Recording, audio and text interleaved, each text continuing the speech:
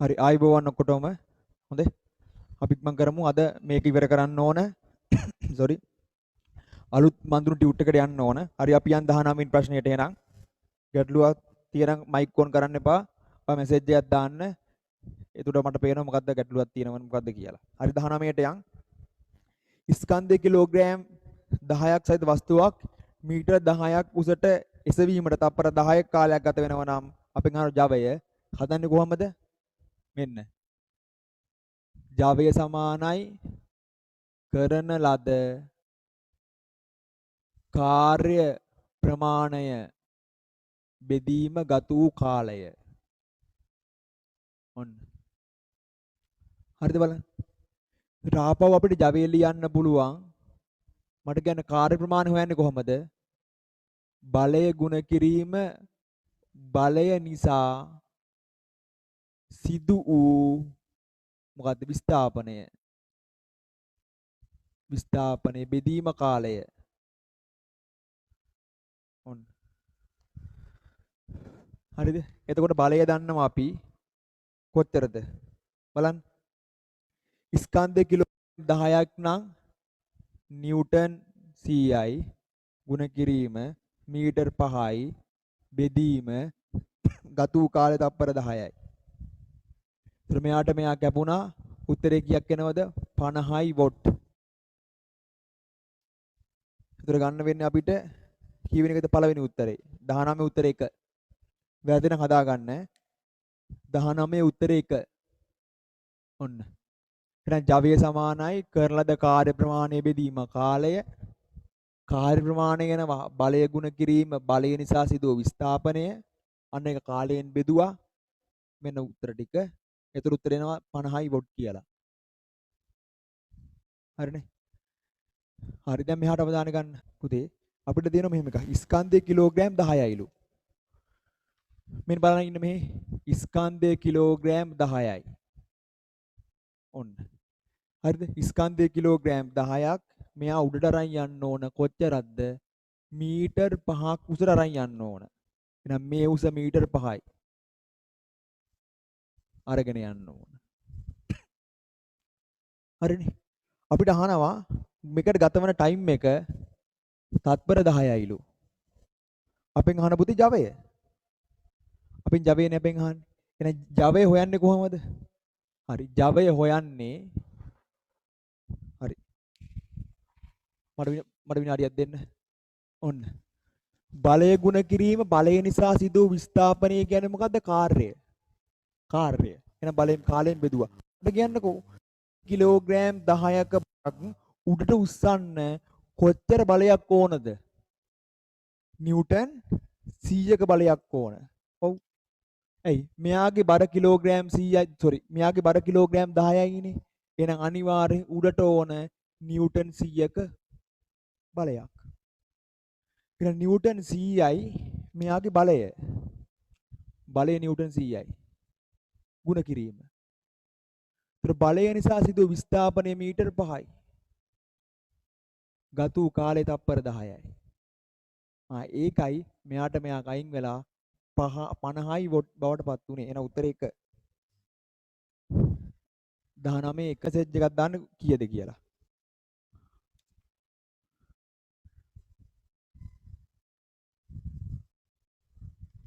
මම දන්නවා ඔයාලට පුළුවන් කියලා. හරිනේ. මේ උස 2 මීටර්. කාලය 5යි තත්පර. හරි. මැසේජ් එකක් දාන්න සිදු කාර්ය ප්‍රමාණය කීයද කියලා. පටන් ගන්න. මෙතෙන්දි සිදු කාර්ය ප්‍රමාණය මට මැසේජ් එකක් දාන්න හදලා. හොඳයි.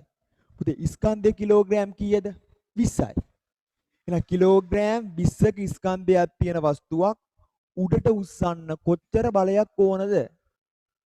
පුතේ මේ බලන්නකෝ. බලය ගුරුත්වාකර්ෂණ බලය වන විටදී ත්වරණය ගුරුත්වජ ත්වරණයයි. මොකද්ද? බලය ගුරුත්වාකර්ෂණ බලය වන විටදී ත්වරණය ගුරුත්වජ ත්වරණයයි. පුතේ වස්තුවක බර හොයන්නේ කොහොමද? ගුරුත්ව ත්වරණය ගුණ කරලා. එන F සමානයි පුතේ 20යි කිලෝග්‍රෑම් ගුණ කිරීම 10යි තප්පර වර්ගයට මීටර අන්න එනවා 200යි නිව්ටන් කියලා.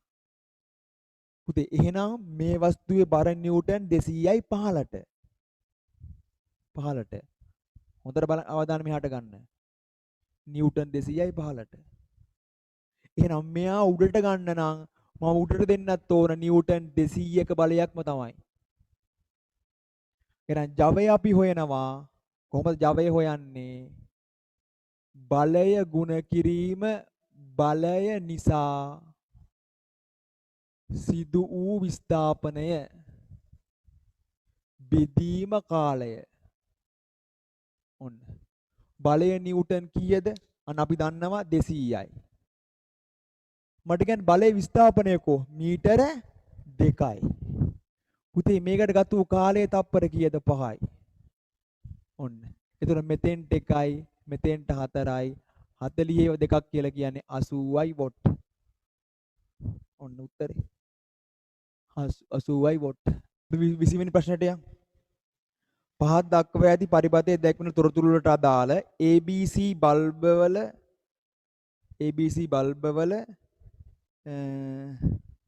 දැල්වෙන දීප්තිය අඩු වෙන පිළිවෙල දක්වන්න. පුතේ වැඩිම දීප්තියක් තියෙන්නේ A බල්බයට. අඩුම දීප්තියක් තියෙන්නේ C බල්බයට. 20 උත්තරේ 4. 20 උත්තරේ 4. බලමු අපි. මෙන්න. මෙහෙම තියෙන්නේ.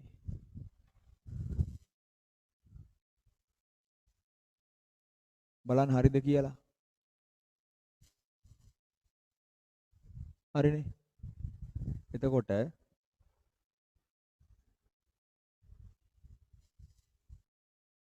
ඔන්න. ඔහොම තියෙන්නේ. මෙතන මම ගන්නවා A කියලා.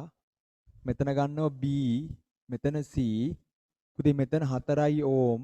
මෙතනත් 4යි ඕම්. මෙතනත් 5යි ඕම්. ඔන්න.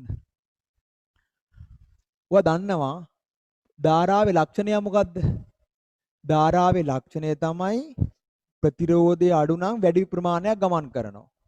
පුතේ හිතන්න මෙතනින් අවුට් කරන්නේ ඇම්පියර් 10ක ධාරාවක් නම් ඒ ඇම්පියර් 10ක ධාරාව මෙන්න මේ A බල්බේ හරහා ගමන් කරනවනේ. එන වැඩිම ධාරාවක් එන්නේ කාටද? A බල්බයට. එහෙනම් A බල්බ එකේ දීප්තිය වැඩි වෙන්න ඕන. පුතේ මෙතෙන්ට ධාරාව මොකද්ද වෙන්නේ? වැඩි ධාරාවක් යන්නේ පුතේ උඩින්ද නැත්නම් යටින්ද? පුතේ වැඩි ධාරාවක් යන්නේ B බල්බේ හරහා. ඇයි ඒ? එයාගේ ප්‍රතිරෝධය අඩුයි. අන්න ප්‍රතිරෝධය අඩු නම් ගමන් කරන ධාරාව මොකද වෙන්නේ? වැඩි. එහෙනම් පුතේ C බල්බ් එකට වඩා B බල්බ් එකට ලැබෙන ධාරාව වැඩිනේ. අන්න ධාරාව වැඩි හින්දා වැඩි ආලෝකයක් එනවා B බල්බ් එකට. එතකොට වැඩිම දීප්තියක් තියෙන කාටද? A බල්බ් එකට. ඊළඟට B බල්බ් එකට. ඊළඟට C බල්බ් එකට. ඇයි ඒ? පුතේ මේ ඇම්පියර් 10ක් මෙහෙම ආවොතින් බලන්නකෝ ඇම්පියර් 10ක් මෙතන ආවොතින් මම දන්නේ නැහැ උඩින් ඇම්පියර් 7ක් ගියොතින් මෙයා හරහා ඇම්පියර් 7ක් ගියොතින් මේ හරහා යන ඇම්පියර් 3යි. ඇයි ඒ? මේ මම උදාහරණයක් ගන්න මේ. හිතන්නකෝ මෙහෙම ඔන්න සාමාන්‍ය යන්නේ ඔන්න ඔහොම. ඇයි ඒ? ප්‍රතිරෝධය අඩු නම් ගමන් කරන ධාරාව වැඩි. ප්‍රතිරෝධය වැඩි නම් ගමන් කරන ධාරාව අඩුයි. එහෙනම් වැඩි ධාරාවක් එන්නේ B බල්බ් එකට හින්දා යාගේ දීප්තිය වැඩි. එහෙනම් උත්තරේ කීයද එතන? 4 වෙනි එක ටියුට් එක ළඟම ලියන්න. අංක 20 ළඟම ලියන්න මෙහෙම. අංක 20 ළඟම ලියන්න. ප්‍රතිරෝධය වැඩි වන විටදී අංක 20 ළඟම ලියන්න. ප්‍රතිරෝධය වැඩි වන විටදී ප්‍රතිරෝධය වැඩි වන විටදී ඒ තුලින් ගමන් කර ධාරාව අඩු වේ. ප්‍රතිරෝධය වැඩි වන විටදී ඒ තුලින් ගමන් කර ධාරාව අඩු වේ.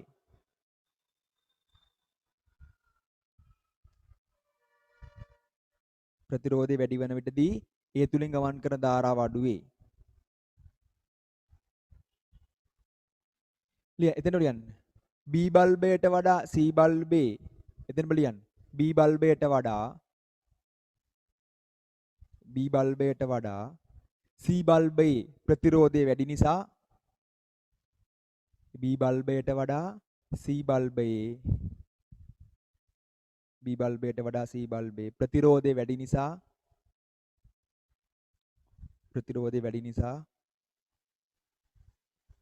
වැඩි ධාරාවක් B බල්බයට වඩා C බල්බයේ ප්‍රතිරෝධය වැඩි නිසා වැඩි ධාරාවක් කාටද B බල්බයට ලැබේ. වැඩි ධාරාවක් B බල්බයට ලැබේ. හරිනේ? B බල්බයට වඩා C බල්බේ ප්‍රතිරෝධය වැඩි බැවින් වැඩි ධාරාවක් B බල්බයට ලැබේ.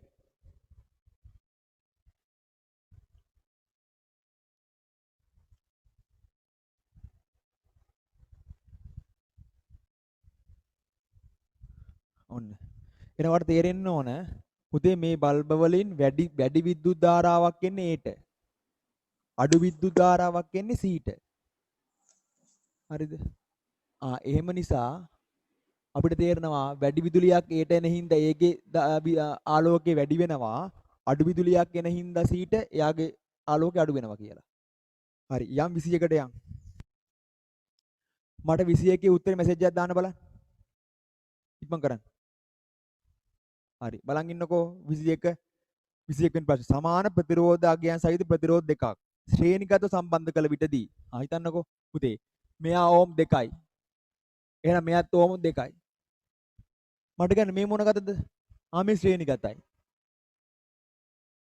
ශ්‍රේණි සම්බන්ධ කළ විටදී ලැබෙන අගය කීයද? 2යි 2යි 4යි. අන්න. ශ්‍රේණිගත නම් සමකය කීයද? එකට එකතු කරනවා. සමකය ඕම් 4යි. මේ මොන ගතයිද? සමාන්තර ගතයි. එහෙනම් මෙතන ඕම් 2යි මෙතනත් ඕම් 2යි. අපිට කියනවා සමාන ප්‍රතිරෝධාගයන් සහිත ප්‍රතිරෝධ දෙකක් ශ්‍රේණිගත සම්බන්ධ කළ විට ලැබෙන සමකය මෙන්න සමකය ලැබෙන සමකය සමාන්තරගතව සම්බන්ධ කළ විට ලැබෙන සමකය මෙන් කී ගුණයක්ද පුතේ ඕම් 2යි ශ්‍රේණිගත සම්බන්ධ කරාම ඕම් 4යි එන්නේ සමාන්තරව සම්බන්ධ කරාම බලමු අපි 1 බෙදීම r සමානයි 1 බෙදීම 2 ධන 1 බෙදීම 2 ඇයි සමාන්තරගත අවස්ථාවකදී අපි සමග හොයන්නේ කොහමද 1 බෙදීම r ගෙන් එහෙනම් 1 බෙදීම r සමානයි මට කියන්න දෙකේ පොදු සාධකයේ මෙත දෙකම තමයි දෙකට දෙකේවා 2යි එක් වරක් එක 1යි දෙකට දෙකේවා 1යි එක් වරක 1යි එහෙනම් 1 බෙදීම r සමානයි 2 බෙදීම 2යි ඔන්න පුතේ එවන් එම නිසා r සමානයි ඕම් 1යි මෙන්න එතන මේක වගේ මේක කී ගුණයක්ද 4 ගුණයක් කියනවා 4 ගුණයක් ආපහු බලන්න සමාන ප්‍රතිරෝධාගයන් සහිත ප්‍රතිරෝධ දෙකක් ශ්‍රේණිගතව සම්බන්ධ කළ විටදී මට කියන්න මේ මොන ගතයිද මේ පුතේ ශ්‍රේණිගත මේක සමාන්තරගත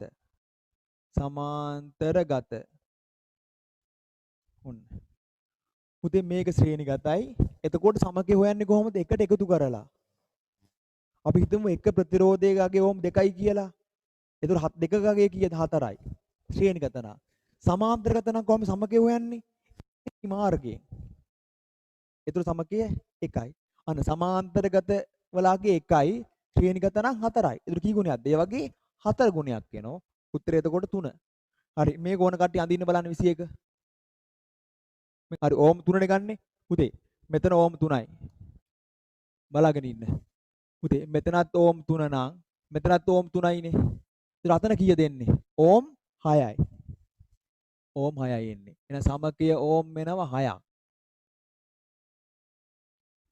හරි සමකය 6ක් එනවා ඇයි ශ්‍රේණිගත නැයි එතකොට මෙතන ගන්නේ කොහොමද බලන්න එතකොට මෙතන ඉන්නේ සමාන්තරගතව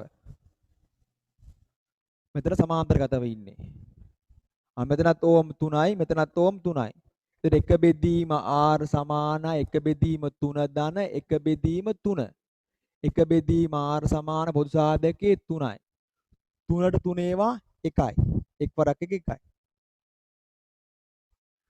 3ට 3 ඒවා 1යි එක් වරක් 1 1යි 1 බෙදීම r සමානයි 2 බෙදීම 3යි දැන් හරස් ගුණ දෙතේ 2r සමානයි 3යි දෙපැත්ත දෙකෙන් බෙදුවා ඔන්න මෙහාට මෙයා ගැඹුණා. එම නිසා R සමානයි කීයද?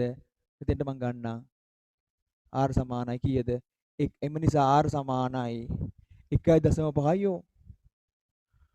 දැන් පුතේ 1.5 ඒවා කීයක්ද මෙතන තියෙන්නේ? 4ක්නේ. දැන් W කවුද? කවිෂ්ක හරිනේ දැන්. ඕම් 3 ගත්තම එන්නේ නැදී කියලා කිව්වනේ. ඕන්න ඔප්පු කරලා පෙන්නුවා. පුතේ ඕම් 3 නෙවෙයි ඕන මගයක් ගන්න. මම නම් ගන්න සුළු වෙන්න ගන්න. ඒතකොට මට ලේසි. ඒතකොට ඔයාලට තේරෙනවා මෙතෙන්ට එන ඒ බලන්න මෙතෙන් එන අගේ වගේ කී ගුණයක්ද? 4 ගුණයක් මෙතෙන්ට එනවා. ඔන්න 1.5 4ක්නේ 6යි කියලා කියන්නේ. හරිනේ? අවශ්‍ය දැන් ගැටලුවක් තියෙන මෙසේජ් එකක් දාන්න. එන 21 උත්තරේ පුතේ 3. 21 උත්තරේ 3. හරි. පහත් දැක්වෙන ප්‍රකාශ වලින් සත්‍ය ප්‍රකාශය කුමක්ද? ජීවීන්ගේ බාහිර වශයෙන් ප්‍රකාශ වන ලක්ෂණය ප්‍රවේණි ලක්ෂණයයි. නෑ. ප්‍රවේණි. ඔන්න. ජීවියෙකුගේ බාහිර වශයෙන් ප්‍රකාශ වන ලක්ෂණය ප්‍රවේණි දර්ශයයි. පුතේ වැරදි. ප්‍රවේණි දර්ශය කියන්නේ මොකද්ද? මට මේ ප්‍රවේණි මෙතන ඒ මොකද්ද මෙතන බාහිර වශයෙන් ප්‍රකාශ වෙනවා කියලා කියන්නේ මොකද්ද? රූපානුදර්ශය. හරි. ඔය කොලයක් ගන්න. කොලයක් ගන්න. ඔයාලට පුළුවන් ඇති. මම දන්නවා පුළුවන්. නමුත් ගැටලුවක් නැහැ. පුළුවන් බැරි හැම එක්කෙනාම කොලයක් ගන්න. හරි. අංක 22 කියලා දාන්න. හරි. ලියන්න. යම් ජීවියෙකුගේ ගිය අවුරුදු ප්‍රවේණින් ප්‍රශ්නයක් ආවා හොඳේ. ඒක මතක් කරගන්නත් ඕන මම. යම් ජීවියෙකුගේ බාහිරට ප්‍රකාශ වන ලක්ෂණය යම් ජීවියෙකුගේ බාහිරට ප්‍රකාශ වන ලක්ෂණය බාහිරට ප්‍රකාශ වන ලක්ෂණය මොකද්ද? රූපානුදර්ශයයි. රූපානුදර්ශයයි. රූපානුදර්ශයයි. යම් ජීවියෙකුගේ බාහිරට ප්‍රකාශ වන ලක්ෂණය රූපානුදර්ශයයි. හරි. එක්සැම්පල් මට කියන්න උදාහරණ රතු පාට මල්. ඔන්න. හරිනේ. රතු පාට මල්. හරිනේ. වටකුරු බීජ. රතු පාට මල්. වටකුරු බීජ. හරිනේ. ඔන්න. මිටි ගැහැණු ළමයා. ගැහැණු ළමයා. ඔන්න. බුදු දර්ශය වෙන්නේ. බාහිරට ප්‍රකාශ වන රූපයට අපි කියනවා රූපානුදර්ශය. වටකුරු බීජ, දම් පාට මල්, සුදු පාට පරවියා. ඔය වගේ ඒවා. හරිනේ. හරි දැන් ලියන්න ඊළඟට ප්‍රවේණි දර්ශය. ප්‍රවේණි දර්ශය.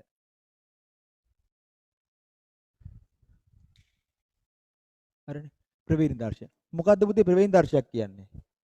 අපි ලියමු මෙහෙම. යම් ප්‍රවේණික ලක්ෂණයක් කෙරෙහි යම්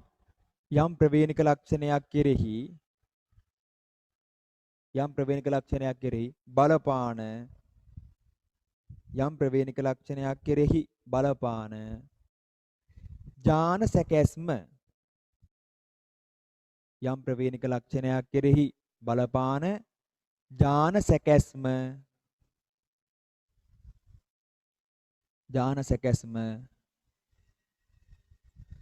සැකැස්ම ප්‍රවේණි දර්ශයයි. ප්‍රවේණි දර්ශයයි. යම් ප්‍රවේණික ලක්ෂණයක් කෙරෙහි බලපාන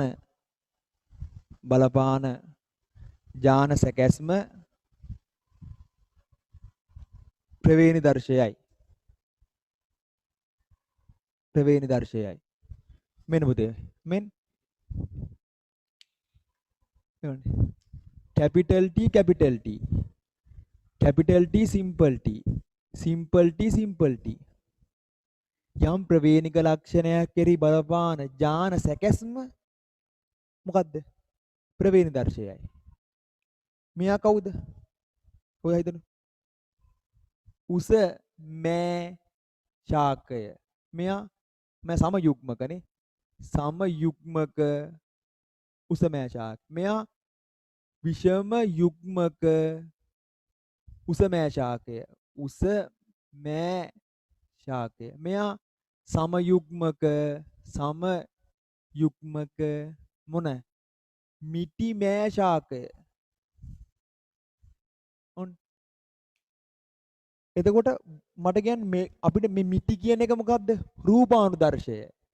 සිම්පල් ටී කියන්නේ ප්‍රවේණ දර්ශය. හරි අපි මේ ටික වෙනම කතා කරමු. ඒතර උත්තරේ එක වැරදි. හොඳේ. එක උදාහරණ තුන ලියා ගන්න. ජීවයෙකුගේ බාහිර වශයෙන් ප්‍රකාශ වන ලක්ෂණය රූපානුදර්ශය වෙන්න ඕන එක වැරදි. දෙවෙනි එක එකම වර්ණ දේහයක් මත පිහිටි ස්වාධීනව වියුක්ත වන ඥාන ප්‍රතිබද්ධ ඥාන ලෙස හඳුන්වා දුන්නේ මෝගන් විසිනි. හරිද ඒක? පුතේ ස්වාධීන වියුක්ත වන නෙවෙයි ස්වාධීන වියුක්ත නොවන ඥාන වෙන්න ඕන. දෙවෙනි එක වැරදි. අර වියුක්ත වන හයිලයිට් කරන්න. ඔය ටියුට් එකේ එකම වර්ධයක් මත පිහිටි ස්වාධීන වියුක්ත වන හයිලයිට් කරන්න. උඩින් ලියන්න වියුක්ත නොවන කියලා. එතකොට මෝගන් කිව්වේ ස්වාධීන වියුක්ත වන නෙවෙයි ස්වාධීන වියුක්ත නොවන කියලා. එහෙනම් දෙවෙනි එකත් වැරදි. ඊය තුන්වෙනි එක ඇලි බව දහීක වර්ණ දෙකක ඇතිවන හිමොග්ලොබින් නිෂ්පාදනයට බලපාන නෙමෙයි පුතේ මෙලනින් වර්ණකයේ නිර්මාණයට බලපාන ඥානය විකෘති වුණාම තමයි ඇලි බව ඇති වෙන්නේ. න තුනත් වැරදි. අතන හිමොග්ලොබින් හයිලයිට් කරන්න. තුන්වෙනි එකේ හිමොග්ලොබින් හයිලයිට් කරලා උඩින් ලියන්න මෙලනින් වර්ණකයේ නිෂ්පාදනයට කියලා. හිමොග්ලොබින් හයිලයිට් කරලා උඩින් ලියන්න මෙලනින් කියලා. මෙලනින් වර්ණකය කියලා ලියන්න. පුතේ ඇලි බව ඇති වෙන්නේ මෙලනින් වර්ණකය නිර්මාණය කිරීමට දායක වන ඥානය විකෘති වුණාම. උත්තරේ 4. ඔව්. දිගින් පළලින් හා සෙන්ටෝමියරය පිහිටන ස්ථානයෙන් සමාන වර්ණ දේහී යුගල් සමජාත වර්ණ දේහ ලෙස හැඳින්වේ. උත්තරේ 4. උත්තරේ 4. ඇයි පුතේ පළවෙනි එක වැරදුනේ? පුතේ ප්‍රවේණ දර්ශන දැන් මට කියන්න බාහිරට ප්‍රකාශ වන රූප ලක්ෂණය කියලා කියන්නේ මොකද්ද? රූපානුදර්ශය. යම් ජීවකගේ බාහිරයෙන් ප්‍රකාශ වෙන්නේ. ඒ උසද, මිටිද, කළුද, සුදුද, දම් පාට මලක්ද, නිල් පාට මලක්ද? ඒ රූපය. අන්න ඒක තමයි පුතේ රූපානුදර්ශය වෙන්නේ. ප්‍රවේණ දර්ශය වෙන්නේ ඒක නෙවෙයි. යම් ප්‍රවේණික ලක්ෂණයක් කෙරෙහි බලපාන ඥාන සැකැස්ම. කැපිටල් Tද සිම්පල් Tද නැත්නම් කැපිටල් T සිම්පල් Tද සමයුග්මක ප්‍රමුඛද විෂම යුග්මකද සමයුග්මක නිලීනද කියන එක. ඒක තමයි රූප ප්‍රවේණ දර්ශය වෙන්නේ. ඇයි දෙවෙනි එක වැරදුනේ? ස්වාධීන වියුක්ත නෙවෙයි ස්වාධීන වියුක්ත නොවන වෙන්න ඕන. ඇයි පුතේ තුන්වෙනි එක වැරදුනේ? පුතේ ඇලි බවට බලපාන්නේ හිමොග්ලොබින් නෙවෙයි මෙලනින් වර්ණකය නිර්මාණය වන ඥානය විකෘති වුණාම. එහෙනම් 22 උත්තරේ 3 නෙවෙයි 4. සමජාත වර්ණ දෙකක් පුතේ උසින් පළලින් හා සෙන්ටෝමියරයේ සම්බන්ධ ස්ථානයේ සමානයි. එහෙනම් උත්තරේ 22 උත්තරේ 4. පුතා චුට්ටක් බලමු අපි කියනවා. මෙන්න ඔන්න වර්ණ දේහ දෙකක් මම ගත්තා කොහම 1යි 2යි. තව එකක් ගත්තා. ඔන්න මම පුතේ උදාහරණයක් ගන්න. හොඳ උදාහරණයක්. පුතේ ඔන්න මේ A වර්ණ දේහය මේ B වර්ණ දේහය. හරිද? A වර්ණ දේහ B වර්ණ දේහය. ඕන්න පුතේ. ඔය හිතන්න පුතේ මේ පළලනේ තියෙන්නේ. පළල නැනෝමීටර් 2යි. මේක නැනෝමීටර් 2යි. පුතේ මේ තියෙන්නේ එතකොට හරි එහෙන් බැලුවම පේනවනේ යාට. හරි. මෙන්න. පුතේ මේ තියෙන්නේ උස. ඔන්න උස. මේකත් මෙන්න උස. උස පුතේ 10යි නැනෝමීටර්. මෙතනත් 10යි නැනෝමීටර්. ඔන්න. එහෙනම් පුතේ AB කියලා කියන්නේ සමජාත වර්ණ දෙහ යුගලක්. පළලින් උසින් හා මෙන්න සෙන්ටෝමියරය. අර ඔයා ප්‍රාථමිකයේ ඉන්න කාලේ දාව බෝ එක වගේ මෙයා. මෙන්න සෙන්ටෝමියරය. මම පෙන්නන්නම් ඒක. සෙන්ටෝමියරය මේ. සෙන්ටෝමියරය. ඔන්න. මට මේ අඳින්න වෙලාව දෙන්න බෑ හොඳේ. ඕන කට්ටිය මේක අඳින්න මම වෙලාව දෙන්න ඕන නම් ස්ක්‍රීන්ෂොට් එකක් ගහ ගන්න වෙන කරන් දෙයක් නෑ අඳින්න වෙලාව දෙන්න බෑ. මම මතක් කරන විතර මම මේ පාඩම කරන ඕනේ මතක් කරන ඕනේ ඕන කට්ටිය ස්ක්‍රීන්ෂොට් එකක් ගහ ගන්න මම කලින් කිව්වා මේකම අඳින්න දෙන්නේ නෑ. එහෙනම් පළලින් උසින් හා සෙන්ට්‍රොමියරය සම්බන්ධ වන ස්ථානයෙන් සමාන නම් A හා B සමජාත වර්ණ දෙක වෙනවා. සමජාතයි. මම මේ දෙන්න අඳින්නම්කෝ. මෙන්න මෙයා බලන්න ඔයා පොඩ්ඩක්. ඔන්න. මෙයා. පුතේ මේකේ පළල ගමු අපි දන්නේ පළල ගන්නවා 1 නැනෝමීටර්. 1 නැනෝමීටර්. උස ගන්නවා 6 නැනෝමීටර්. ඔන්න මම මෙහෙම කතාවක් ඔයාට කියනවා. මම කියනවා මේ බලන්න.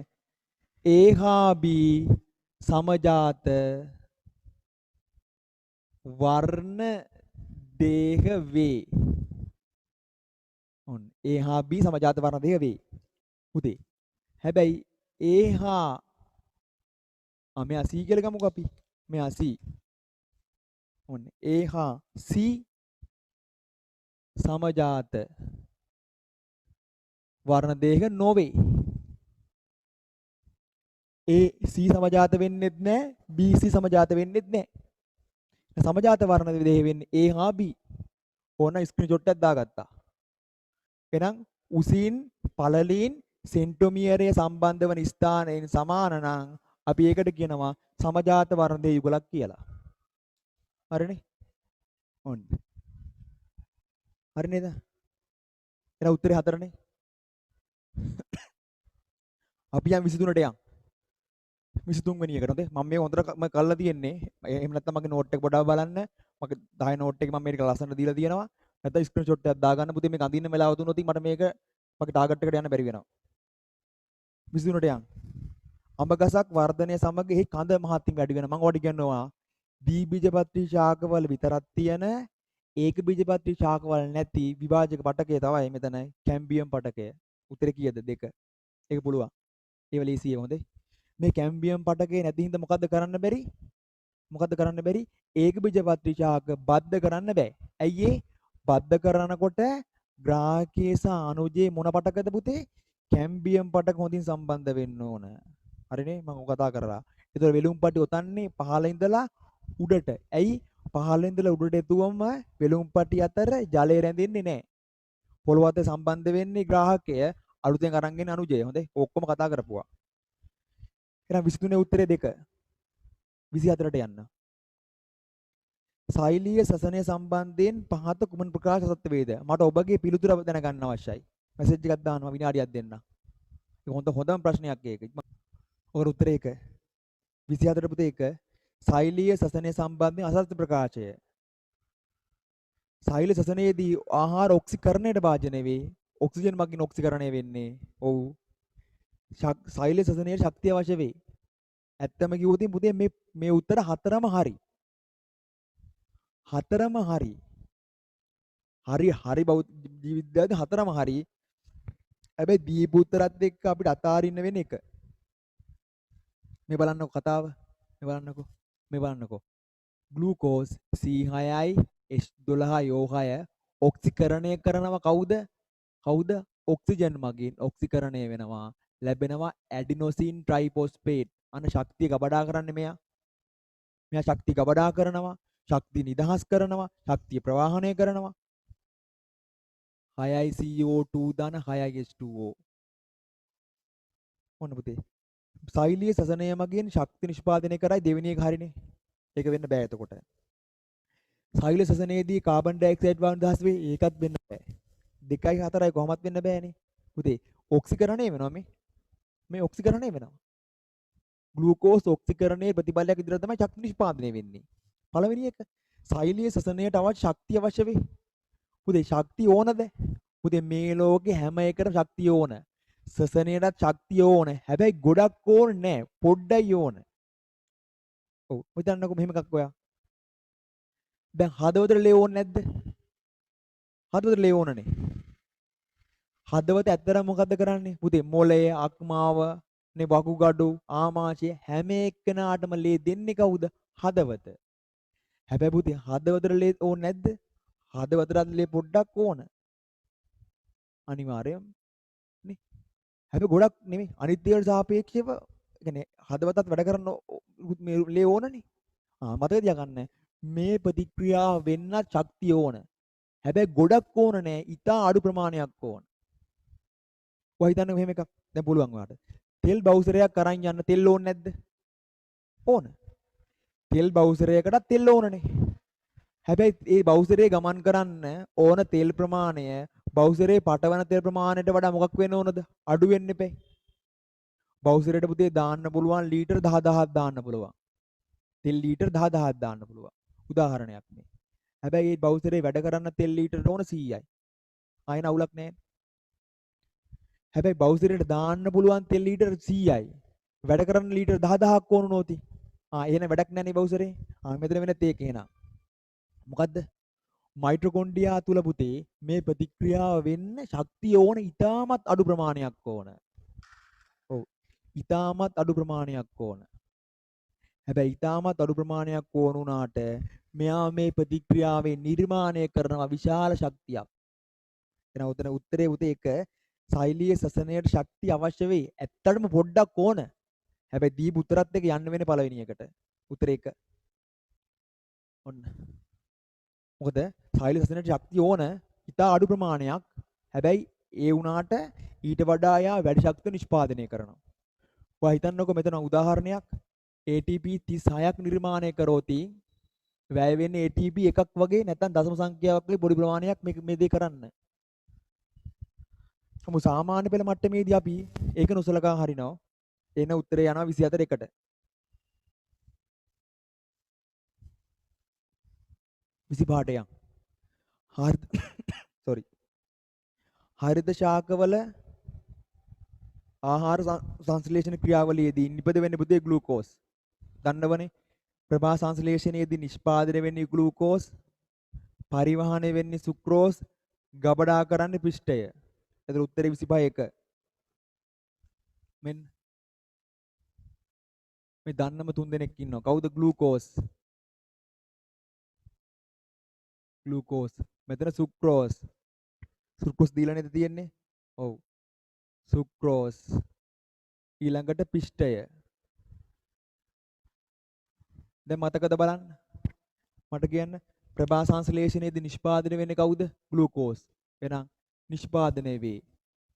ප්‍රභා සංශ්ලේෂණයේදී පත්‍රවල නිපද වේ. නිපද වේ. ඉතින් මෙයා ෆ්ලෝයම් පටකයෙන් මොකද්ද වෙන්නේ? පරිවහණය වේ. නිෂ්පාදන වෙන උනාට ග්ලූකෝස් ෆ්ලෝයම් පටකයෙන් පරිවහණය වෙන්නේ සුක්‍රෝස් විදියට. පිෂ්ඨය මොකද්ද? ගබඩා වේ. හරි මේක පොඩි නෝට් එකක් දාගන්න මේක ඉක්මනට. මම වෙලාවක් ගන්න තප්පර 10 මන් දෙන්නේ. ඔන්න.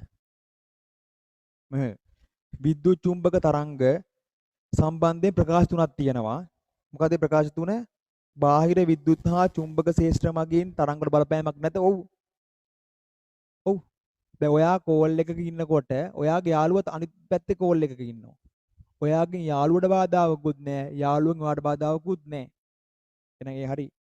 පුතේ සම්ප්‍රේෂණයට මාධ්‍යයක් ඕනේ නැහැ. ඇයි ඒ? ඊයේ පෙරේද අඟහරු ග්‍රහරෝගයේ NASA ආයතනයෙන් යවුවා රොකට් එකක්. ඊළේ අඟහරු ග්‍රහලෝකයේ ඡායාරූප එව්වා. ඒ විද්‍යුත් චුම්බක තරංග වලින්. ඉතින් එන්නේ රික්තක කලාපයක් තුල ඉන්නේ. ඒතර මාධ්‍යයක් ඕනේ නැහැ. රික්තකයකදී පුතේ ආලෝකයේ වේගයෙන් ගමන් කරනවා 3 ගුණ කිරීම 18 ABC ඔක්කොම හරි උත්තරේ 4. මම ප්‍රශ්නයක් අහනවා ඔයාගෙන්. ඔව්.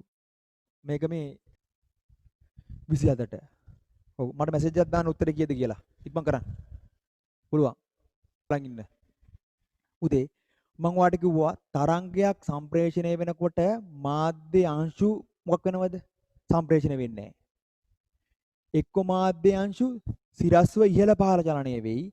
නැත්නම් මාධ්‍ය අංශු තිරස්ව ගමන් කරයි.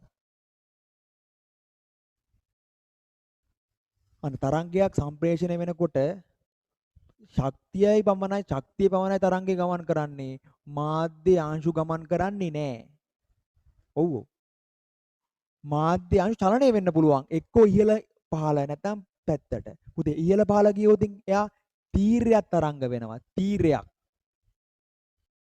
තීර්යයක් තරංග.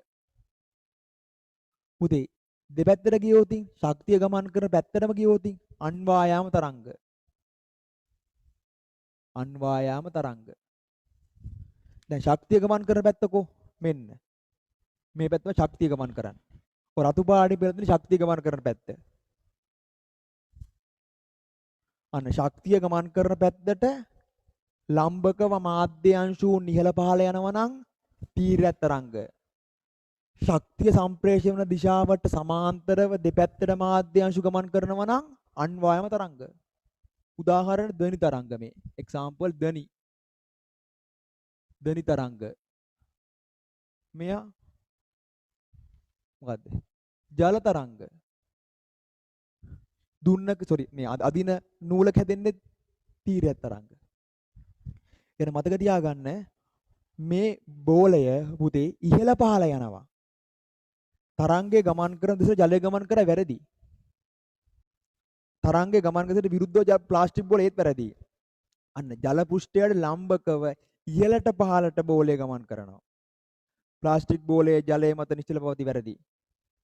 27 උත්තරේ 3. අපි ලියමු මෙහෙම. මම හිතන්නේ මේක මං කියන අවසාන පාරමේ හොඳේ.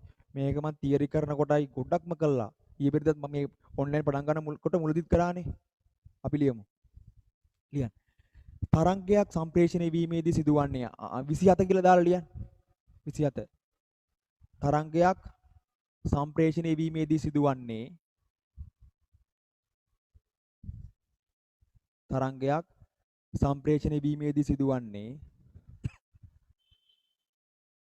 මාධ්‍ය අංශුන්. තරංගයක් සම්ප්‍රේෂණය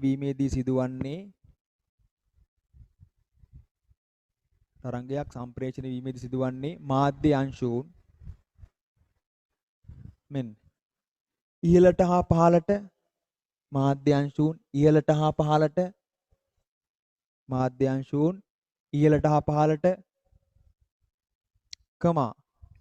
දෙපසට මාධ්‍ය අංශුන් දෙපසට චලනය වීම පමණි. තරංගයක් සම්ප්‍රේෂණය වීමේදී සිදුවන්නේ හරිනේ. තරංගයක් සම්ප්‍රේෂණය වීමේදී සිදුවන්නේ මාධ්‍ය අංශුන් ඉහළට හා පහළට දෙපසට චලනය වීම පමණි. හරිනේ. මාධ්‍ය අංශුන් ඉහළට හා පහළට දෙපසට චලනය වීම පමණි.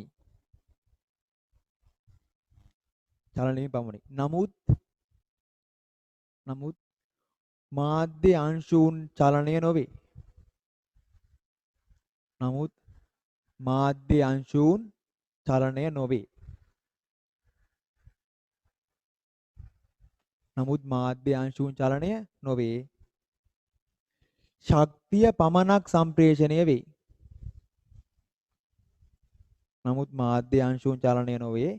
ශක්තිය පමණක් සම්ප්‍රේෂණය වේ.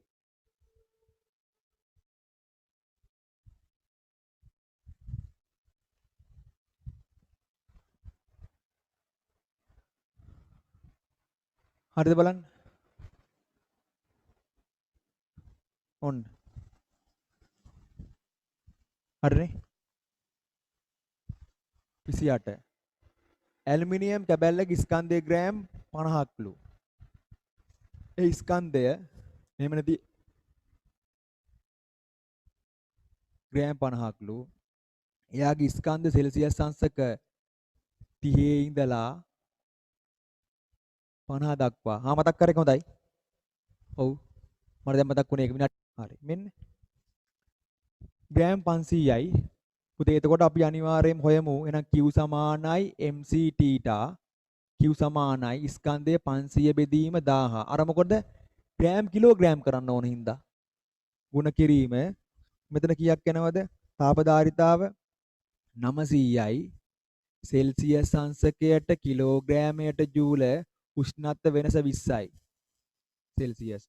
මෙතෙන්ට 1යි මෙතෙන්ට 2යි මෙතෙන්ට 1යි මෙතෙන්ට 10යි උත්තරේ කීයක් එනවයි 9000යි ජූල උත්තරේ 2 ඔන්න උත්තරේ 2 හොඳ 29ට යන් කාබන් ඉලෙක්ට්‍රෝඩ යොදා ජලීය කොප සල්ෆේට් ද්‍රාවණයක් විද්‍යුත් විච්ඡේදනය කළ නිරීක්ෂණය වන්නේ මම මේක ප්‍රැක්ටිකල් උත් කරා. ඔය ක්ලාස් එකේ ප්‍රැක්ටිකල් ටික කළා මම අතින් අත එව්වා. ඔන්න. මෙහාට අවධානය ගන්න. පුතේ කාබන් ඉලෙක්ට්‍රෝඩ අපි ගන්නව මෙහෙම.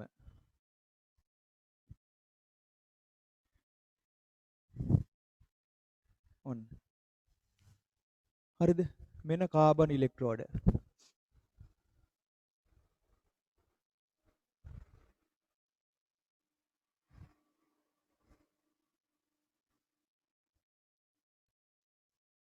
ඔන්න. දැන් පුතේ මෙයා කවුද බලන්න. මෙයා ධන ඉලෙක්ට්‍රෝඩය. මෙයා ඍණ ඉලෙක්ට්‍රෝඩය. ඇයි බාහිර විද්‍යුත් සැපයුමේ ධනාග්‍ර සම්බන්ධ කරන්නේ ධන ඉලෙක්ට්‍රෝඩයට. ඍණාග්‍ර සම්බන්ධ කරන්නේ ඍණ ඉලෙක්ට්‍රෝඩයට. ඔන්න එහෙනම් මෙයා ධන ඉලෙක්ට්‍රෝඩය. දැන් බලන්නකෝ ජලීය කොප සල්ෆේට් ද්‍රාවණයක් නේ තියෙන්නේ. එහෙනම් කවුද ඉන්නේ? කොප අයන ඉන්නවා.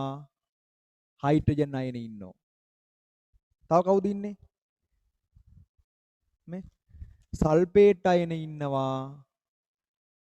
හයිඩ්‍රොසිල් අයන ඉන්නවා. දැන් මොකද වෙන්නේ? ධන අයන යනවා ඍණ ඉලෙක්ට්‍රෝඩයේ පැත්තට. ඍණ අයන යනවා ධන ඉලෙක්ට්‍රෝඩයේ පැත්තට. ඔන්න. ඊට පස්සේ මොකද්ද වෙන්නේ? මේ දෙන්නගෙන් කවුද පුතේ ඉලෙක්ට්‍රෝන ගන්නෙ? ඉලෙක්ට්‍රෝන ගන්නවයි කියන්නේ ප්‍රතික්‍රියාව අඩුයි කියන එක.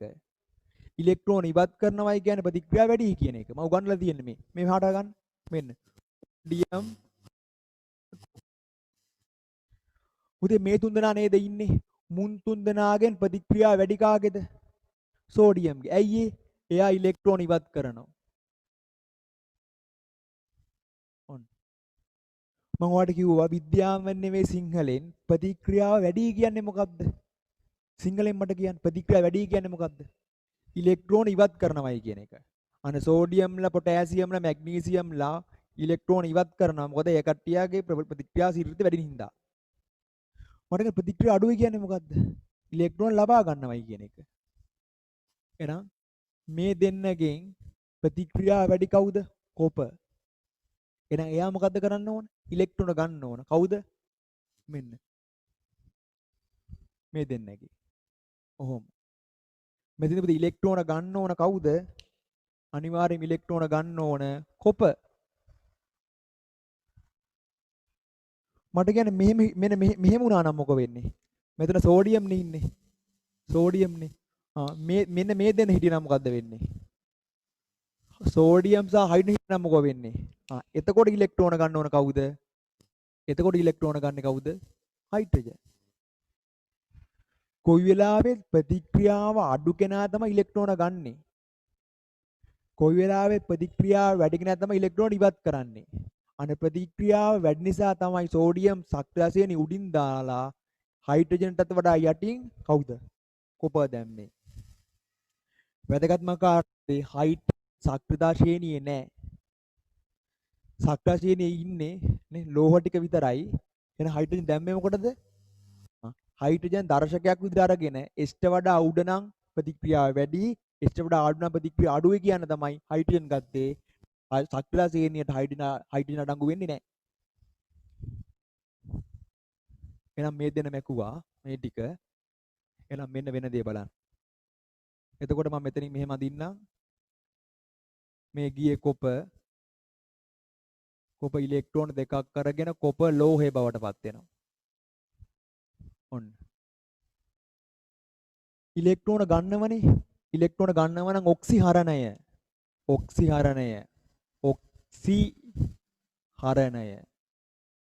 ඔක්සිහරණය වෙන්නේ කවුද? කැතෝඩය. ඔව් ගන්නපුවා. පැට්‍රිකලුත් කරා. ඔන්න. යම් ප්‍රභේදයක් ඉලෙක්ට්‍රෝන ලබා ගනී නම් එය ඔක්සිහරණයයි. ඔක්සිහරණය වන්නේ කැතෝඩයයි. ඉතින් මේ ජෝඩුව මොකෝ වෙන්නේ? මේ ජෝඩුවගේ මම ඔය කටපාඩම් කරන්න වෙනවා. ඔයාලට පුතේ ඉලෙක්ට්‍රෝන ඉවත් කරන්නේ කවුද? හයිඩ්‍රොසිල් අයන. අනේ සමීකරණය මතකද ඔයාට?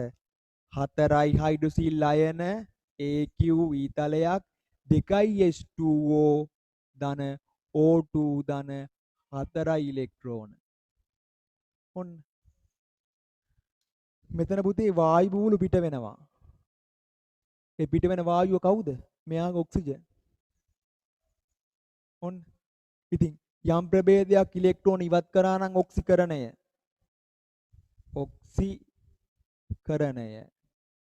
ඔක්සිකරණය වෙන්නේ කවුද?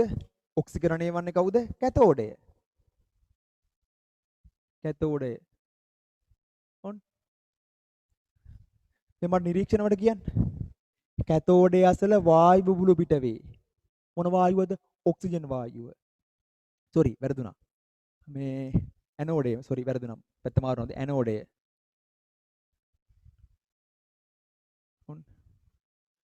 යම් ප්‍රභේදයක් ඉලෙක්ට්‍රෝන ඉවත් ලබා ගන්නව නම් ඔක්සිකරණය වන්නේ කැතෝඩය.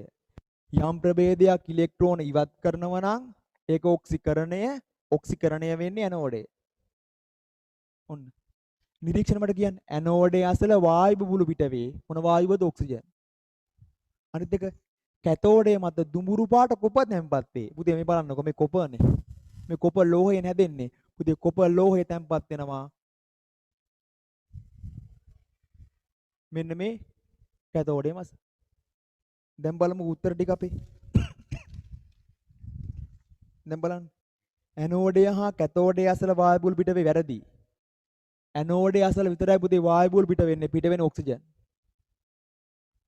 ඔන්න.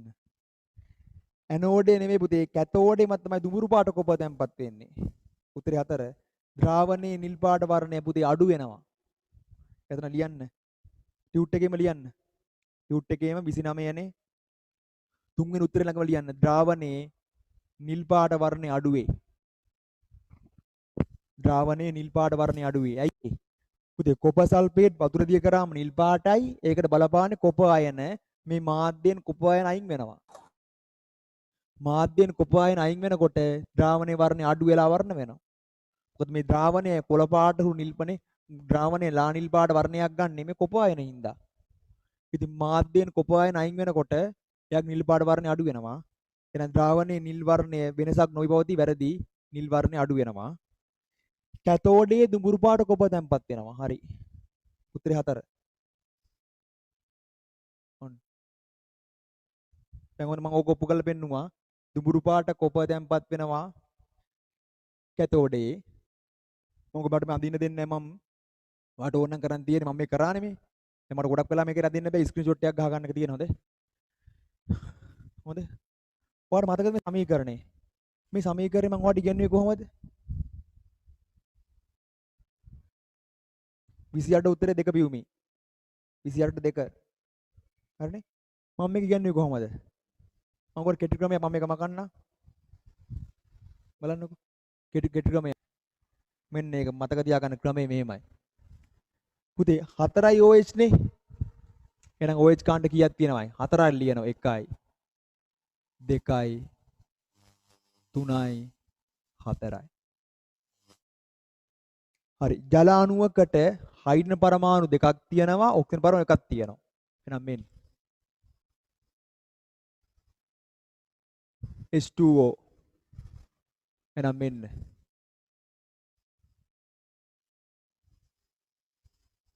H2O.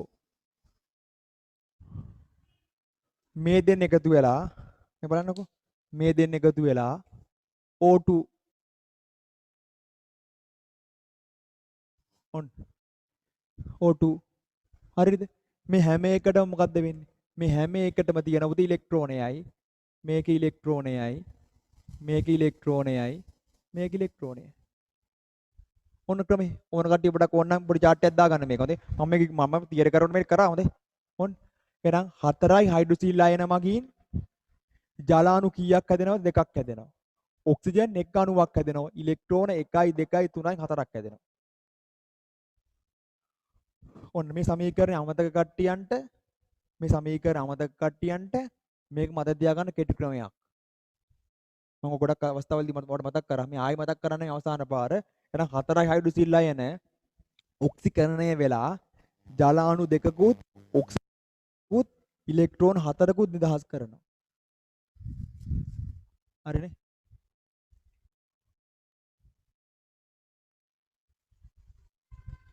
තනකොළ උකුස්සා තනකොළ පෙත්තා හරිනේ.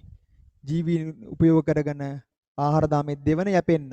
හරි මැසේජ් එකක් දාන්න මම මේ කන්දින එක මට උත්තර දැනගන්න ඕන අපේ කට්ටියන්ගේ. මැසේජ් එකක් දාන්න. තනකොළ තනකොළ තනකොළ පෙත්තා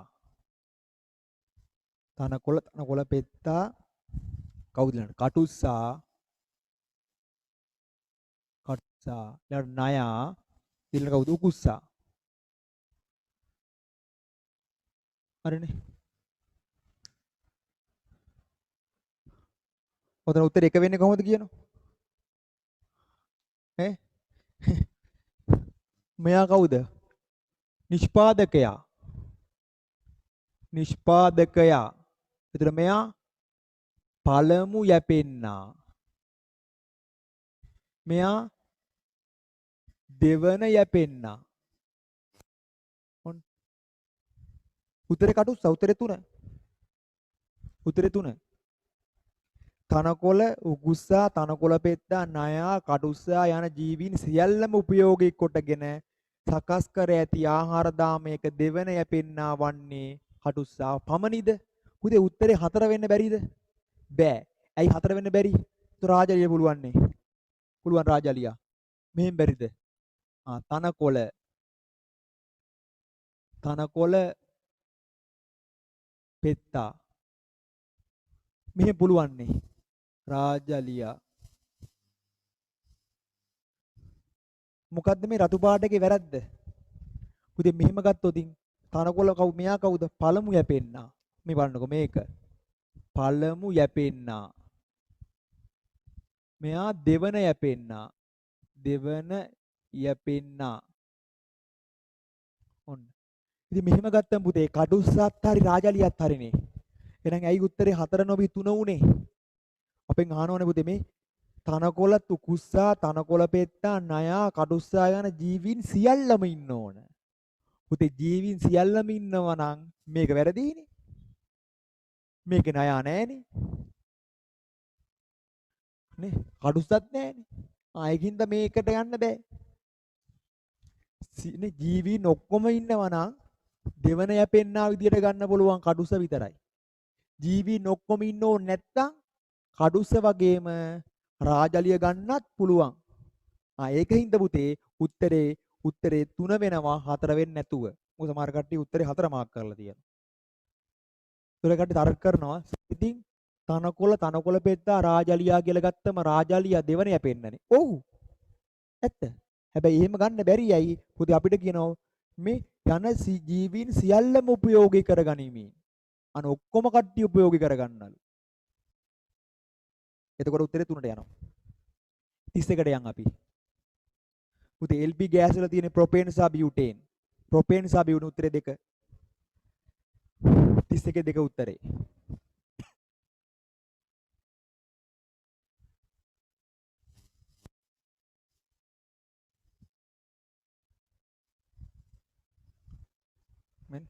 මෙන්න ප්‍රොපේන්. L කියනනේ ඔක්කොම C3H8. මෙයා ප්‍රොපේන්. උනේ ප්‍රොපේන්. කවුද බියුටේන්? C4H10. එක බියුටේන්. ඔන්න. now උත්තරේ 31 උත්තරේ 2. 32ට යන්. 32ට. පහත් දක්වා ඇති හෝමෝන හා ඊට අදාළ කෘත්‍ය නිවැරදි දක්වා ඇත්තේ. පුතේ ඉන්සියුලින් මොකද කරන්නේ? ඉන්සියුලින් කරන්නේ රුධිරයේ තියෙන වැඩිපුර ඕන වැඩිපුර තියෙන ග්ලූකෝස් අක්මාව තුල ග්ලයිකෝජන් ලෙස තැන්පත් වී උත්තේජනය කිරීම. එහෙනම් උත්තර 1. ටෙස්ටොස්ටෙරෝන් හරිද? නෑ. පිරිමින්ගේ තමයි පුතේ ද්විතීයික ලිංග ලක්ෂණ ඇති කරන හෝමෝන ටෙස්ටොස්ටෙරෝන්. ඊස්ට්‍රජන් සහ ප්‍රොජෙස්ටරෝන් ගැහැණුන්ගේ වෙනවා. ඒකට මාරු වෙන්න ඕන. 32 උත්තරේ 1. ඒක ලේසි. 32 උත්තරේ 1. හරිනේ. අපි පොඩ්ඩක් ලියමු ඒක. පුළුවන් බෝ ඇත්ත අපි ලියමු. මේ බලන්න පොඩ්ඩක්. මෙන්න. චුට්ටිත බලාගෙන ඉන්න මේ. මෙන්න අක්මාව. මෙන්න පුතේ තියෙනවා. අපි මෙහෙම ගමුකෝ.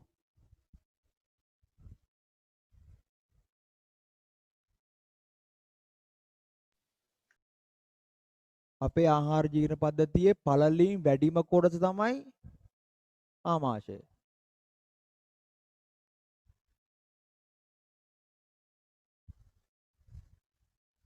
ඔන්න. අක්මාව තියෙන මේ හරියේ. ඔයාලට අක්මාව දන් දෙන්න පුළුවන්. මුළු අක්මාවම නෙවෙයි. අක්මාවෙන් කොටසක්.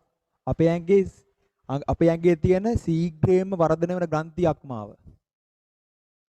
මේක 4න් පංගුවක් දන් දෙන්න පුළුවන්. දන් දීලා මාස ගානකින් ආපහු හැදෙනවා.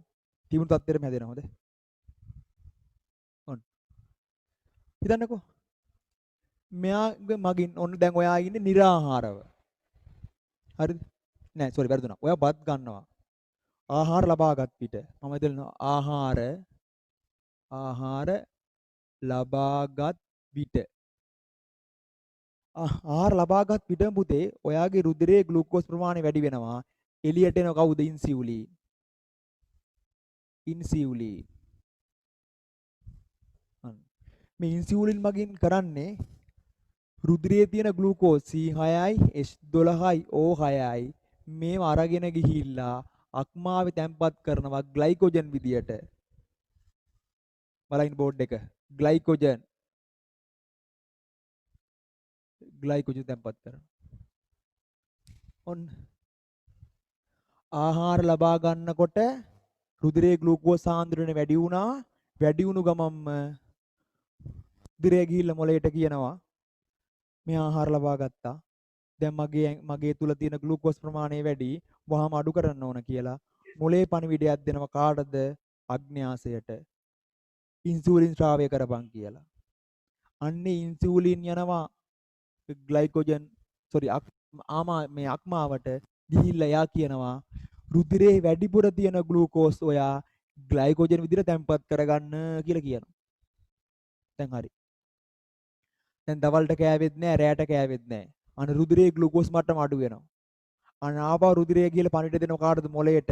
මේ ආහාර ගත්තේ නෑ, निराහාරව ඉන්නේ, ග්ලූකෝස් නෑ, මෙයා මැරෙන්න පුළුවන්. දැන් ආපහු මොළේ පණිවිඩයක් දෙනවා කාටද? අග්න්‍යාසයට. කවුද? ග්ලූකගන්. එහෙනම් ආහාර ලබාගත් පිටදී නෙමෙයි මේ ආහාර निराහාරව ඉන්නකොට. निराහාරව ඇති විට පුතේ කවුද ඉවත් කරන්නේ? ග්ලූකගන් හෝමෝනය. ග්ලූකගොන් හෝමෝනය. අන්නේ ග්ලූකගන් හෝමෝනය මොකද්ද කරන්නේ? මෙන්න මේ අක්මාවේ තියෙන ග්ලයිකෝජන් ග්ලූකෝස් විදියට එළියට යනවා. ඒක උත්තේජනය කරනවා. C6යි H12යි O6යි. ඔන්න. හොඳට බලන්න. निराහාරව ඉන්නකොට අග්න්‍යාසයෙන් එනවා ග්ලූකගන් හෝමෝනය. එයා ක්‍රියාත්මක වෙනවා අක්මාව මත. අක්මාවේ තියෙන ග්ලයිකෝජන් ග්ලූකෝස් බවට පත් කරලා ලේවට ලබා දෙනවා.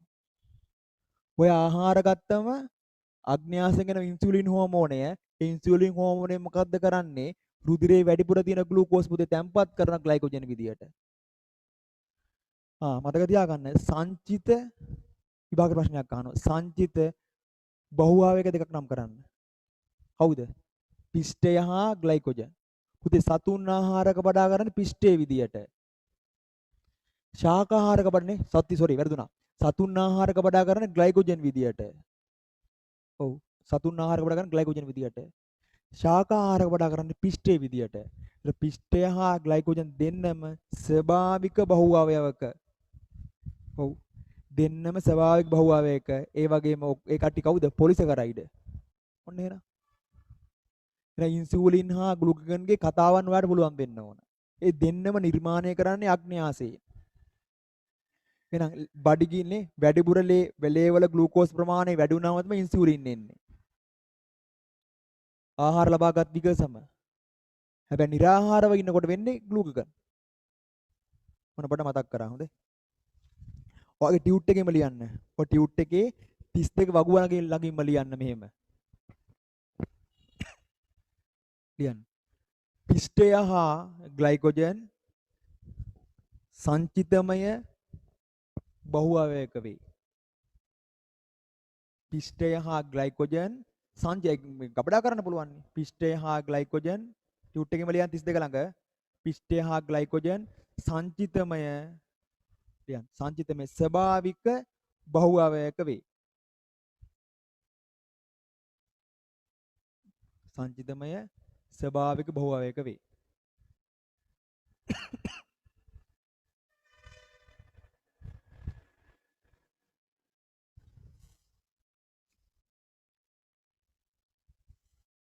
හරි. අපි ඊළඟකට යමු.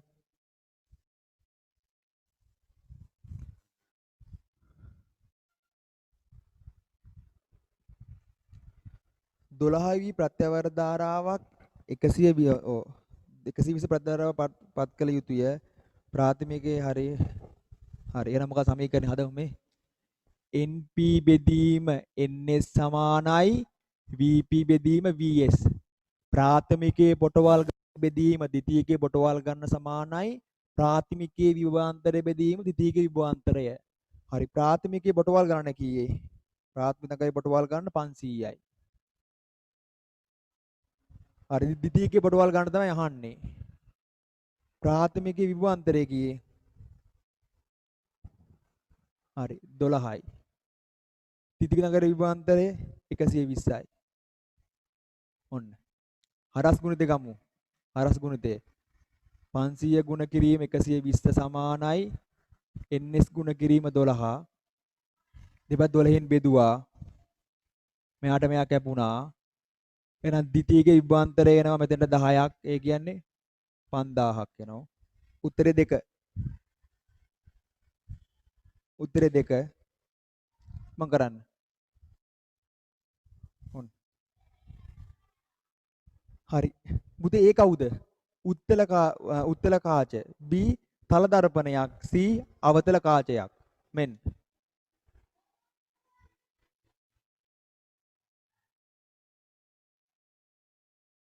ඔන්න. ඔහම එන්නේ. ඔන්න. මෙන්න B ට බලන්න.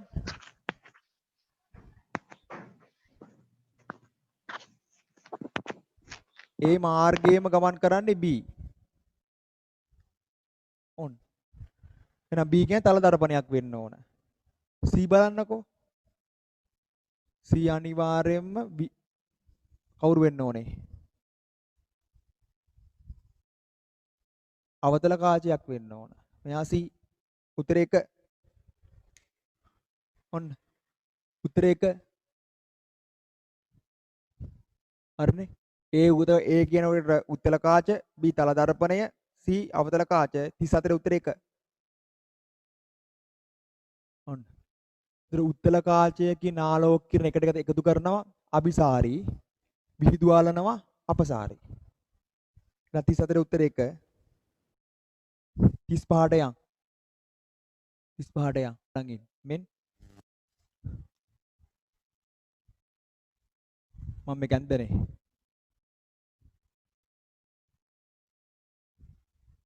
මේක එක්ක P N P එහෙම නැත්නම් N P N on එතන මෙයා PNP ට්‍රාන්සිස්ටර් මේක NPN ට්‍රාන්සිස්ටර් එකේ NP සම් දෙකක් ඇත. ඔව් එක්ක මෙන් 1 2 මෙතනත් 1 2 පොදු සාධකයේ මෙයා එන පළවෙනි එක හරි. ට්‍රාන්සිස්ටරයක් භාවිතා කළ විට එහි අග්‍රවල නිවැරදි ලෙස විභවයන් ලබා දීම ට්‍රාන්සිස්ටරයක් පෙරනැඹුරු කිරීම සැඳින්වේ. ඔව් ඒකත් හරි. ට්‍රාන්සිස්ටරයක් ධාරා වර්ධකයක් ලෙස ක්‍රියා කළ හැකිය. ඔව් ධාරා වර්ධකයක් වෙනවා. සුචියක් විදිහට ක්‍රියාත්මක වෙනවා. සංඥා නිකුත් කරන උපකරණයක දී ක්‍රියාත්මක වෙනවා. එහෙනම් ABC තුනම හරි. ඔන්න. හරි. ඉක්මනට මෙන්න මේක අඳින්න. ඉක්මනට මේක අඳින්න. ඉක්මන් කරන්න. ලියන්න. ට්‍රාන්සිස්ටරයක ලියන්න ට්‍රාන්සිස්ටරයක PN සම් දෙකක් ඇත. ලියන්න. ට්‍රාන්සිස්ටරයක PN සංදි දෙකක් ඇත. ට්‍රාන්සිස්ටරයක PN සංදි දෙකක් ඇත.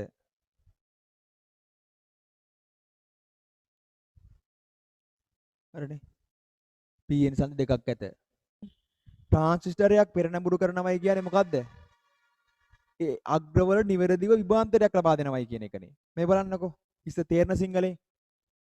මෙන්න ඩයෝඩයක් පෙරනැඹුරු කරනවා. ඔන්න. ඉතින් මට කියන්නේ මේ මොකද්ද කරලා තියෙන්නේ? අවධානය මෙහාට ගන්න. මෙන්න. ඔන්න. පුතේ මේ මොකද්ද? ඩයෝඩය පෙරනැඹුරු කිරීම. ඩයෝඩය පෙරනැඹුරු කිරීම. මේක ඩයෝඩය පසු නැඹුරු කිරීම. ඔන්න. පුතේ පෙරනැඹුරු කරෝතින් විතරයි එයා තුලින් ධාරාවක් ගමන් කරන්න පුළුවන්. හිතන්න පුතේ මෙතන තියෙන බල්බ් එකක් කියලා. දැන් මේ බල්බ් එක පත්තු වෙනවා. ඔන්න. පුතේ මෙතන තියෙන බල්බ් එකක් නම්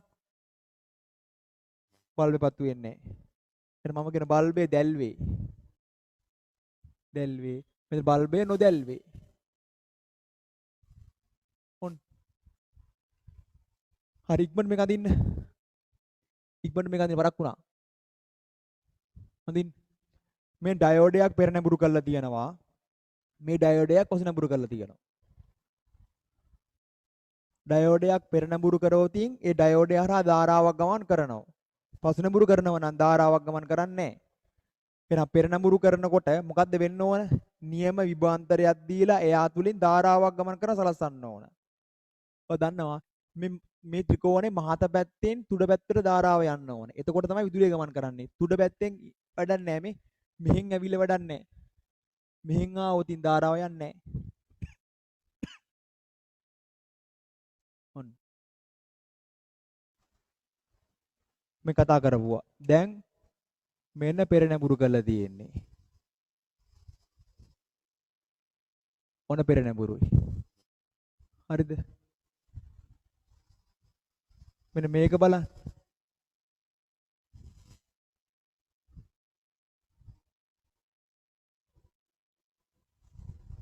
මෙයා පසුනැඹුරුයි. මේ ට්‍රාන්සිස්ටරය මොකද්ද? මේ ට්‍රාන්සිස්ටරය මේ NPN ට්‍රාන්සිස්ටරයක්. මෙයාත් NPN ට්‍රාන්සිස්ටරයක්. මේ කතා කරපුවා. ඒතර මේක පෙරනැඹුරුයි. පෙරනැඹුරු මේ පසුනැඹුරු. පසුනැඹුරු. පුතේ මෙතෙන්දි ධාරාවක් මෙයා තුලින් යන්නේ නැහැ. නමුත් මෙයා තුලින් දැන් ධාරාවක් ගමන් කරනවා. ඒතර මෙයා දාන්නම මේ මෙතනින් බලන්නකෝ. ධාරාව යන්නේ මේ මාර්ගයේ. ඔන්න. හරිද බලන්න. ඔතනින් පහළට යනවා. මං ගෝනේ මේ ඊතලයට මේ ඊතලේ මොකක් වෙන්න ඕනද? ගැලපෙන්න ඕන. මෙහෙනුත් යනවා. මෙහෙනුත් යනවා. මෙහෙනුත් යනවා. මෙතෙන්දි බලන්න. පුතේ පහළට ගියා, මෙහාට ගියා, මෙහාට ගියා. මෙන්න මෙතන උඩට යන්නේ. මේ ඊතලයට මේ කළු පාට ඊතලයට මේ නිල් පාට ඊතලේ ගැලපෙනවද? නැහැ. ඔන්න. මේ ඊතල දෙකම එකම පැත්තට එන්න ඕන. එකම පැත්තට තිබුණොත් තමයි මොකද්ද වෙන්නේ? පෙරනැඹුරු වෙලා ධාරාව ගමන් කරන්නේ. ඔන්න. හරි පොඩි නෝට් එක. ට්‍රාන්සිස්ටරයක් කරහා සරල ධාරා වර්ධකයක් ලෙස ක්‍රියා කරව. අනිත් කාර්යයන් ටියුට් එකේම ලියන්න. ධාරා වර්ධකයක් ලෙස ක්‍රියාත්මක වෙනවා. හරි. තව සංඥා නිකුත් කරනවා. හරි. ඊළඟට සුචියක් විදිහට ක්‍රියාත්මක වෙනවා. මම ඒ ටික ආයෙ මතක් කරන්නම් ඔයාලට.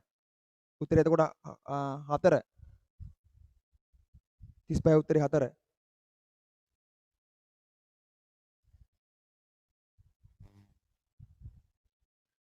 හරි අපි 36ට යන් කිලෝවොට් පැය එතකොට ලියන්නේ කොහමද simple k capital W simple h kilowatt පැය උත්තරේ 2 උත්තරේ 2 හොඳේ 36 උත්තරේ 2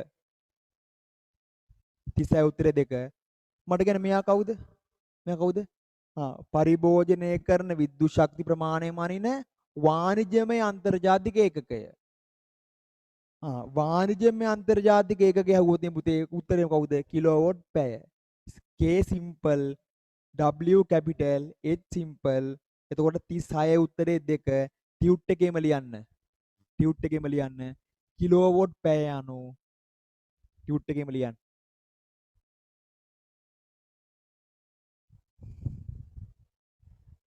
කිලෝවොට් පැය අනු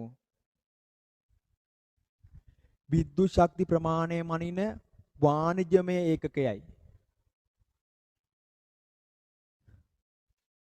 කිලෝවොට් පැය අනු විද්‍යුත් ශක්ති ප්‍රමාණය මනින වාණිජමය ඒකකයයි පුතේ ශක්තිය මනින අන්තර්ජාතික ඒකකයේ ජූල් ඒක ඇත්ත විදුලිය කියන්නේ ශක්තියක් ඒකත් ඇත්ත හැබැයි වාණිජමය ඒකකය ඇහුවොත් ලියන්න ඕන කිලෝවොට් පැය හොඳ එහෙනම් 37ට යමු 35ට උත්තරේ 4 වෙනි එක සලින්දු මේ හතරම හරි ට්‍රාන්සිස්ටරේට PN සඳි දෙකක් තියෙනවා පෙරනඹුරුව මෙන්න මේ පෙරනඹුරුව තමයි මේ ඇදලා තියෙන්නේ ධාරාව වර්ධනය කරනවා සුචියක් විදිහට ක්‍රියාත්මක වෙනවා සංඥා නිකුත් කරනවා එහෙනම් ABC ඔක්කොම හරින්ද 35 උත්තරේ 4 වුණා 36 උත්තරේ 2 35 උත්තරේ 4 36 උත්තරේ 2 37ට යන් 37 පුතේ මේ මොකද්ද මේ ද්‍රාවක නිස්සාරණය මේ තියෙන බේරුම් පුනීලය මේ ටියුට් එකම ලියන්න මේ මට ගන්න මේ උපකරණය මොකද්ද බේරුම් පුනීලය ඒක ටියුට් එකේම ලියන්න විභාගයට හයි ඒක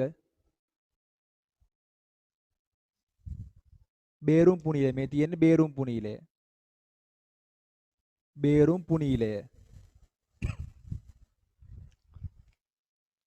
මාගේ මතකයේ නිවැරදි නම් මම බේරුම් පුනීලේ ගෙනල්ලා ෆැට්‍රිකල් එක කරා මං හිතන්නේ මට මතකේ එහෙමනම් ඔව් මට මතකයක් තියෙනවා බේරුම් පුනීලේ ගලන් ෆැට්‍රිකල් එක කරා මට එහෙමද මට මතකත් නැහැ මට මතක නම් එහෙම කරා වගේ හවුද නැද්ද මතකත් නැහැ භාෂ්ම භාවිතා වන අවස්ථාවක් නොවන්නේ උත්තරේ 4 ලේසි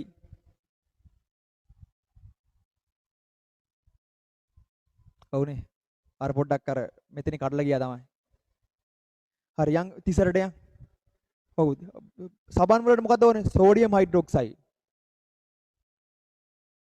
ඔව් අර වාහනේ ගේනකොට පොඩ්ඩක් ඉතින් කැඩලුවා හරි 38ට යන්න පුතේ භාෂ්ම භාවිතා නොවන්නේ උත්තරේ 4 අලියන බලන්න සබන් නිපදවන කවුද වැදගත් වෙන්නේ සෝඩියම් හයිඩ්‍රොක්සයිඩ් අලියයන් මෙන් එකට සෝඩියම් හයිඩ්‍රොක්සයිඩ් සබන් හදාන ගන්න සෝඩියම් හයිඩ්‍රොක්සයිඩ් පෙට්‍රල් නිෂ්පාදන පිරිපාදුවට ගන්නෙත් ඒත් පුතේ සෝඩියම් හයිඩ්‍රොක්සයිඩ්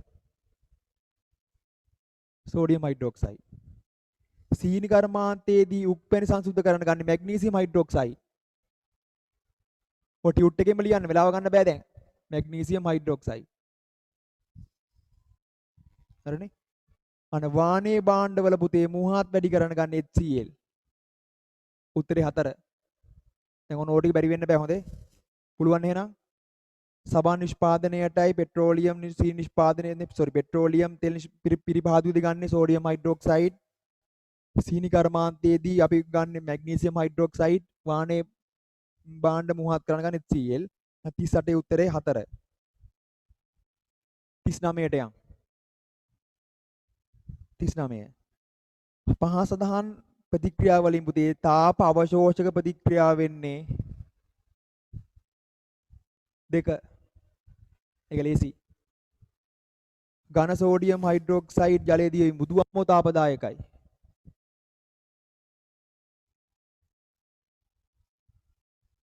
හරිද? තාපදායකයි. සෝඩියම් හයිඩ්‍රොක්සයිඩ් HCl ඔව් සියලුම උදාසීනීකරණ ප්‍රතික්‍රියා තාපදායකයි. තුනත් හරි. සියලුම ලෝහ අම්ල ප්‍රතික්‍රියා තාපදායකයි උත්තරේ 2. අර කොලේ ගන්න 39 උත්තරේ 2 කොලේ ගන්න අරන් 39 කියලා දාන්න අංකේ.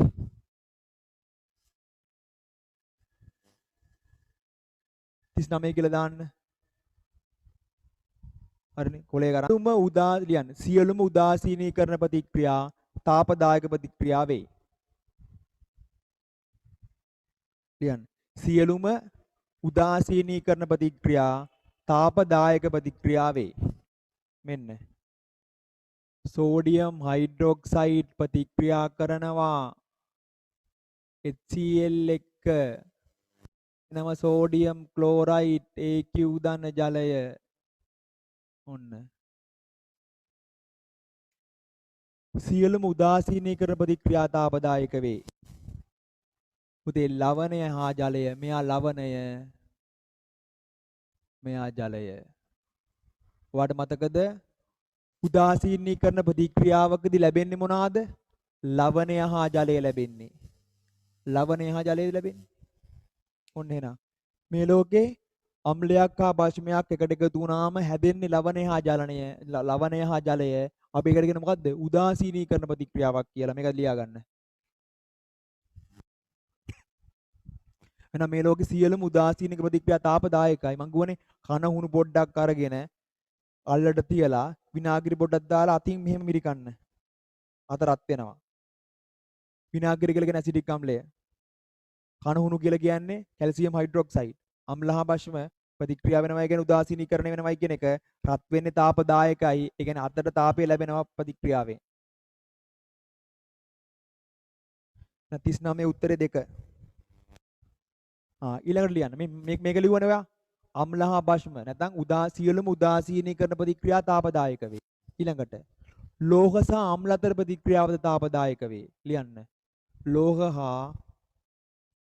හා අම්ල අතර ප්‍රතික්‍රියාවද තාපදායක වේ. මෙන්න මැග්නීසියම් S ධන 2 HCl AQ ලැබෙනවා. මැග්නීසියම් ක්ලෝරයිඩ් AQ ධන හයිඩ්‍රජන් වායුව G. සමීකරණ ලියන්න ඕන. තුලිත කළම ලියන්න පුළුවන් වෙන්න ඕන දැන් හොඳේ. එක උස්මට තුලිත කළම ලියන්න පුළුවන් වෙන්න ඕන. මොකද දැන් ඉන්නේ 12 වසරේ. හරි බැලුවනම් 12 වසරේ. සාමාන්‍ය පෙළ තිබුණා නම් ඔයා මේ වෙනකොට උසස් පෙළට පන්ති යන්න ඕන.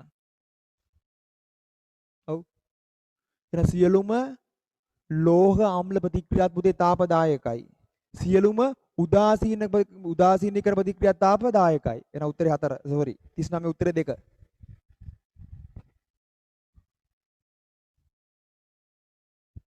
හරිනේ? 39 උත්තරේ 2. හරි 40 ඕල් ඒක මම තාම කරේ නෑ නේ ඔයාට. කමන්නේ ඒකට ගන්න උත්තරේ පුදිනාශක වෙන විදිහ ෆීනෝල්. බාත්රූම් නිවාස කැලිකසල කියන්නේ මේ බේසිකලි බාත්රූම් බීම මොප් කරන්න මේ අපි ගන්න කිමිකල් එක තමයි පුදිනාශක කියන්නේ. ෆීනෝල් ගන්නෙ. උත්තරේ 1. කමන්නේ ඒකට ඕල්. ඒ කියන්නේ ඔක්කොම කටි ලකුණු ගන්න ඕන මාක් කර ගන්න 40 උත්තරේ 1. දැන් ඉක්මනටම මැසේජ් එකක් දැම්මා 40න් කීයද කියලා ඉන්ටර්වල් ගත්තා. 6:00ට වාර්තා කරන්න 6:00 ඉඳන් 8 වෙනකම් පන්තිය තියෙනවා. මම කරන්නේ මම අර ඒව පේපර් එක කරන්නේ හොඳේ. මේ පේපර් එක කරන්නේ. මේ පේපර් එක කරන්නේ. ආපහු එන්න 6:00ට මට මැසේජ් එකක් දාලා. ඉක්මන් කරන්න.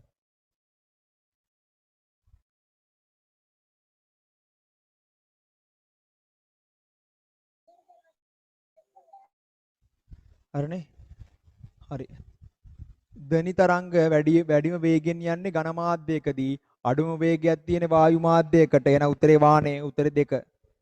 ඒ කතා කරන්න දෙයක් නැහැ. 7 වසර විද්‍යාව. ඒකට උත්තරේ වාහනේ. මිනිසාගේ දෛහික ශෛලයක අඩංගු වර්ණ සංඛ්‍යාව 46යි. දෙකේ උත්තරේ 4. දෙකේ උත්තරේ 4. මෙන්න වර්ණ දේහ ඔක්කොම තියෙනවා 46ක්.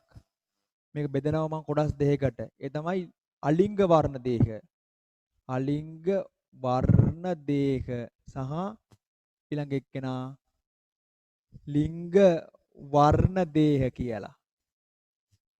පුතේ මේ 46න් මේ යුගල් 22ක් නැත්නම් වර්ණ දේහ කීයක්ද? 44ක් අලිංග වර්ණ දේහ.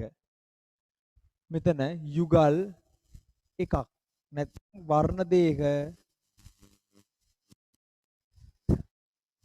දෙකක් ලිංග වර්ණ දේහ. ඔන්න ඔය දන්නවද?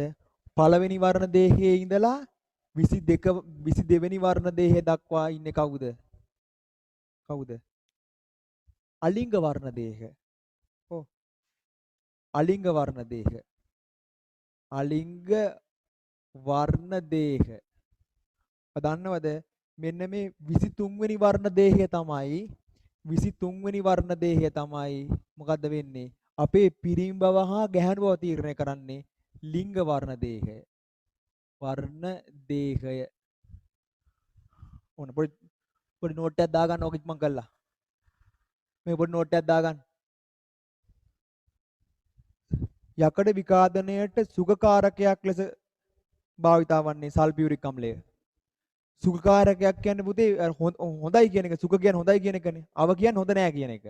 මේ යකඩ විකාදනයට අවකාරකයක් වෙන්නේ භෂ්ම. යකඩ විකාදනයට සුඛකාරකයක් වන්නේ අම්ල. ඒ කියන්නේ සල්ෆියුරික්. තුනේ උත්තරේ 1. හරිනේ. යකඩ විකාදනයට අවකාරකේ කවුද? Sodium hydroxide. එතන සෝඩියම් හයිඩ්‍රොක්සයිඩ් ළඟ වරහන් දාලා ලියන්න යකඩ විකාදනයට අවකාරකයකි. යකඩ විකාදනයට අවකාරකයකි. සෝඩියම් හයිඩ්‍රොක්සයිඩ් ළඟ ලියන්නේ ඒක. ඔන්න ස්වභාවික පවතින චිත්‍ර බන්ධනය වෙන ඕසෝන්. 4 උත්තරේ 2. මේ බලන්න ක්ලෝරින්.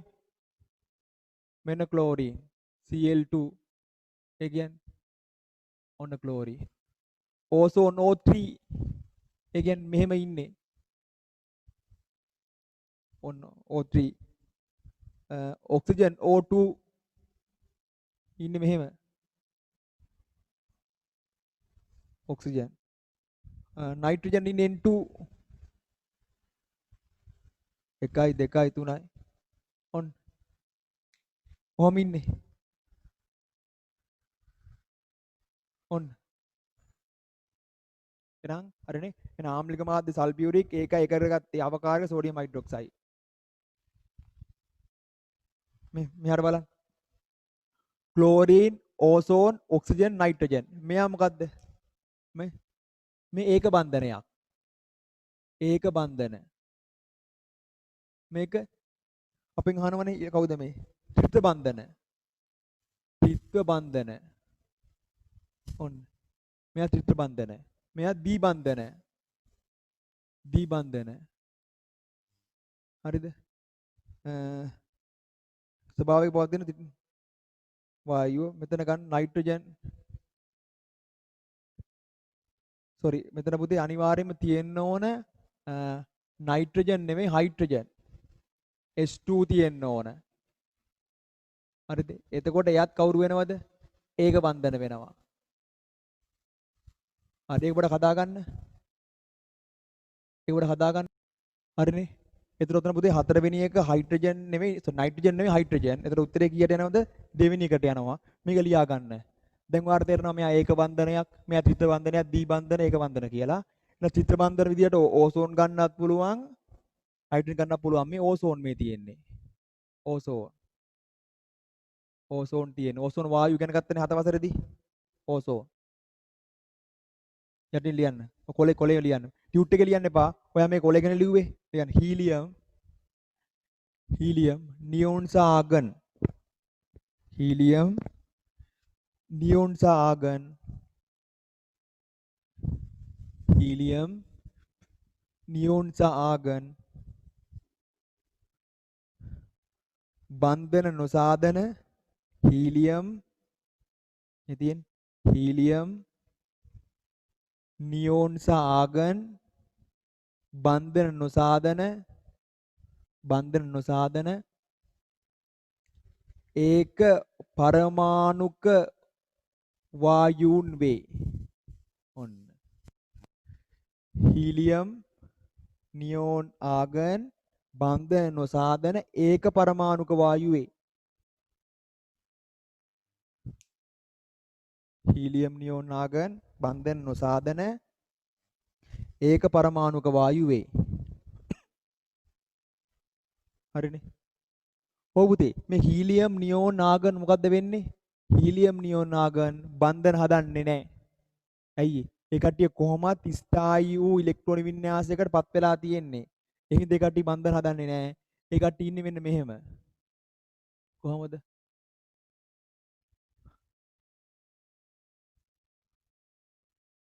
මෙන්න. හීලියම් ඉන්නේ දැන් හයිඩ්‍රජන් ඉන්නේ කොහොමද? ඉන්නේ මෙහෙමනේ හයිඩ්‍රජන් ඉන්නේ. හැබැයි හීලියම් ඉන්නේ මෙහෙම. ඔච්චරයි. නියෝන් ඉන්නේ මෙහෙම. ඔච්චරයි බන්ධනයක් හදන්නේ නැහැ. ආගන් ඉන්නේ මෙහෙම. බන්ධනයක් හදන්නේ නැහැ. එහෙනම් නියෝන් හීලියම් නියෝන් ආගන් පුතේ ඒක පරමාණුක වායු. බන්ධන හදන්නේ නැහැ එකක්වත්. අනිත් කට්ටිය බන්ධන හදනවා. හරි එහෙනම් හතරට උත්තරේ 2 යත් පස්වෙනි එකට සතුන් මගින් පලහා බීජ ව්‍යාප්ත වන ශාකවල අනුවර්තනයක් වන්නේ ආකර්ෂණීය වර්ණයක් දැරීම. පහේ උත්තරේ 3. හරිනේ. පහට උත්තරේ 3. මේ තියෙන පුතේ පැතලි තැටි ආකාර මඩල කියලා කියන්නේ ගොල්ගි දේහ. එහෙනම් ශක්ති නිෂ්පාදනය කරන්නේ මයිටොකොන්ඩ්‍රියා මගින්. එහෙනම් විවිධ ද්‍රව්‍ය ස්‍රාවය කිරීම තමයි මේ ආකාරය වෙන්නේ. 6 උත්තරේ 3. ඒක ලේසි. ඔව් දැන් ප්‍රෝටීන් නිෂ්පාදනය කරන්නේ කවුද? රයිබෝසෝම. ඒක ඇත්ත. හරි. හරි අර කොලේ ගන්න ඔයා. ඉක්මන් කරන්න. කොලේ ගන්න මෙහෙම. නේද? ආ ගන්න.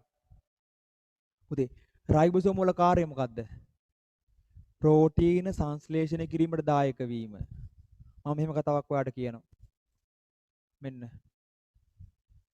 වැඩ නවත්තලා හොඳට බලාගෙන ඉන්න ටික. පස්සේ මට මේක කියන්න දැන් වෙලාවක් නැහැ. මේ අවසාන වතාවට මේ ටික කියන්නේ.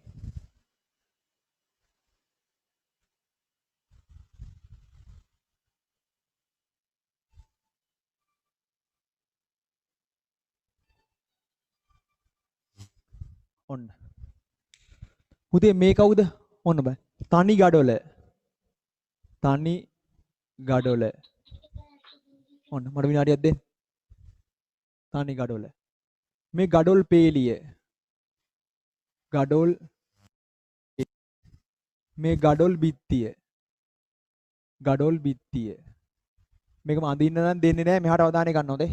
එකපාරයි කියලා දෙන්නේ. මෙහා පුතේ මෙන්න ඇමයිනෝ අම්ල අණු. ඇමයිනෝ අම්ල අණු. ඔන්න. මේ පෙප්ටයිඩ. පෙප්ටයිඩ. මේ ප්‍රෝටීන්. හරිනේ. දැන් ඔන්න තේරෙන්න ඕන. හරි. එතකොට මෙයා කවුද? ඒක අවයවය. ඒකාවයවකය. නැත්නම් ඒක අවයවය. ඒක අවයවය. මේක පුනරාවර්තන ඒකකය. ඒකකය. මෙයා බහු අවයවයක. බහු අවයවකය. ඒක අවයවය. පුනරාවර්තන ඒකකය. බහු අවයවකය. ඔන්න. මගොන්න අහගෙන ඉන්නද? ඉතින් ප්‍රෝටීන කියලා කියන්නේ ස්වභාවික බහු අවයවයක්. ඒකේ පුනරාවර්තන ඒකකය පෙප්ටිඩේස්. අහගෙන ඉන්න. එයාගේ ඒක අවයවකය ඇමයිනෝ අම්ල අණු. එන ඇමයිනෝ අම්ල අණු බහු අවයවකරණය වී ප්‍රෝටීන සෑදේ. පුතේ තනි ගඩොල ඇමයිනෝ අම්ල අණු නම් ගඩොල් පේලිය පෙප්ටිඩේස් පෙප්ටයිඩ පෙප්ටයිඩ ගඩොල් බිත්තිය ප්‍රෝටීන්. ඔන්න. ප්‍රෝටීන් පෙප්ටයිඩ් පොලිපෙප්ටයිඩ අපි කියනවා පොලිපෙප්ටයිඩ. අපි එහෙම ලියමු මෙතන. පොලිපෙප්ටයිඩ. බලන් ඉන්න බෝඩ් එක. පොලිපෙප්ටයිඩ. අන්න. පොලිපෙප්ටයිඩ බවටපත් වෙනවා. ඔන්න බලන්න. දැන් මේ මොකද්ද මේ කතාව? මම කතාවෙදි මම මෙහෙම වාට කියනවා. හරිද? මෙන්න. හරිද? රයිබෝසෝම කියන්නේ කවුද? රයිබෝසෝම. නෂ්ටිය කියන්නේ කවුද? මෙන්න. පුතේ රයිබෝසෝම කියලා කියන්නේ බාස්. හරිද? මේසන් බාස්. මේසන් බාස්. හරිනේ? නෂ්ටිය කියලා කියන්නේ ගෙදර අයිතිකාරයා. ගෙදර අයිතිකාරයා. අයිතිකාරයා. ඔන්න.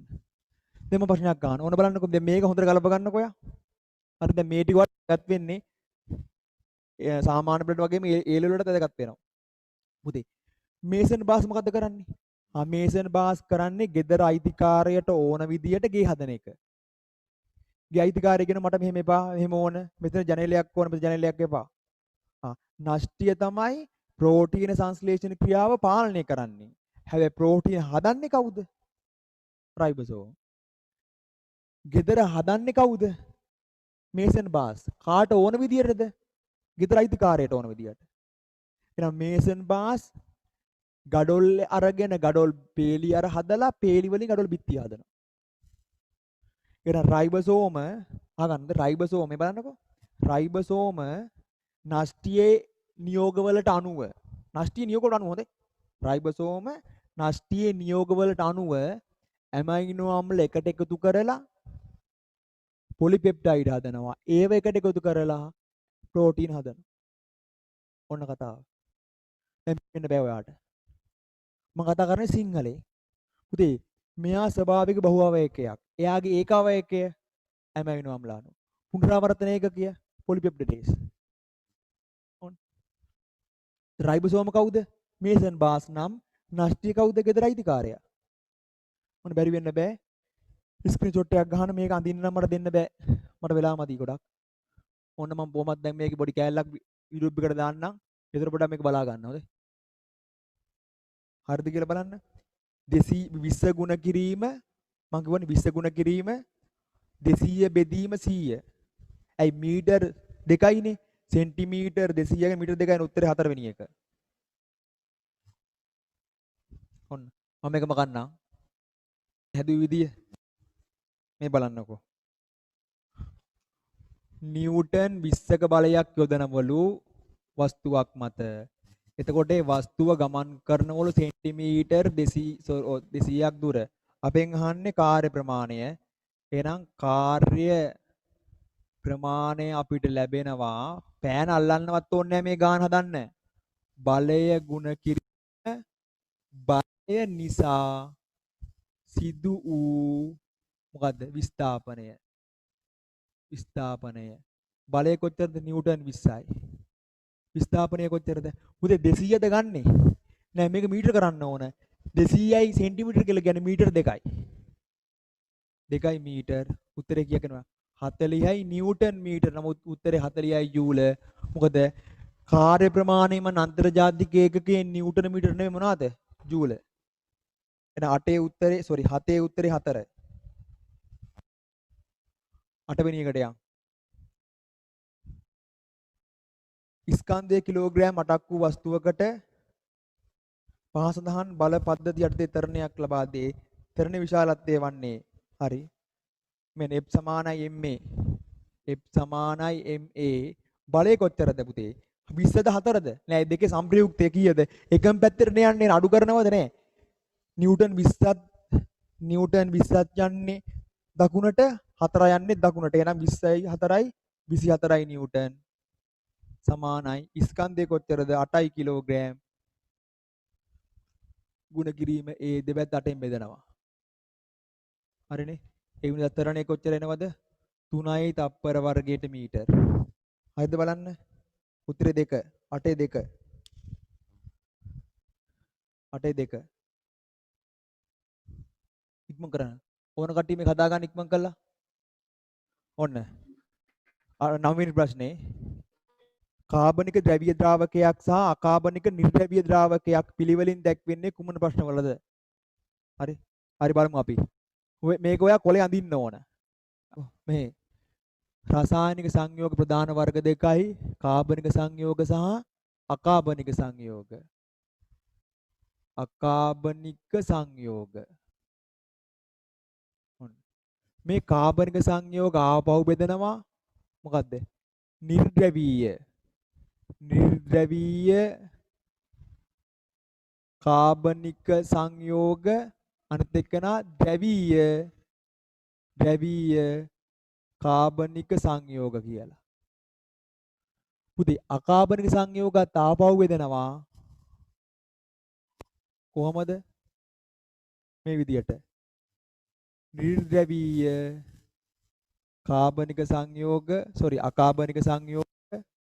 අකාබනික සංයෝග අනිත් එක්කනා ද්‍රවීය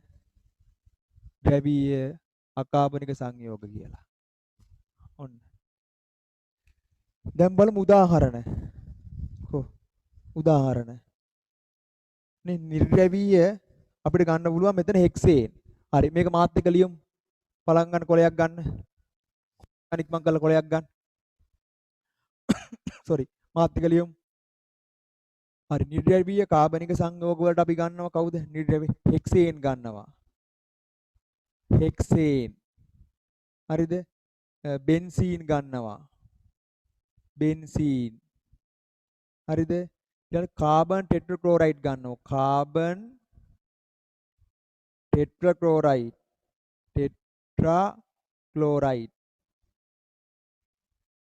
ක්ලෝරයිඩ් ගන්නවා. ඔන්න. හරිද? හරි. ද්‍රවීය කාබනික සංයෝග වලට යම් මධ්‍යසාර ගන්නවා. ෆෝමලින් ගන්නවා. ඊළඟ එක්කන ඇසිටෝන් ගන්නවා. හෙක්සේන්, බෙන්සීන්, කාබන් ටෙට්‍රාක්ලෝරයිඩ් සහ එයා නිර්ද්‍රවීය කාබනික සංයෝග. හරිනේ. එතකොට යම් ද්‍රවීය අකාබනික සංයෝග වලට යම් ද්‍රවීය අකාබනික සංයෝගයට අපිට ගන්න පුළුවන් කාබන් ඩයිසල්ෆයිඩ්.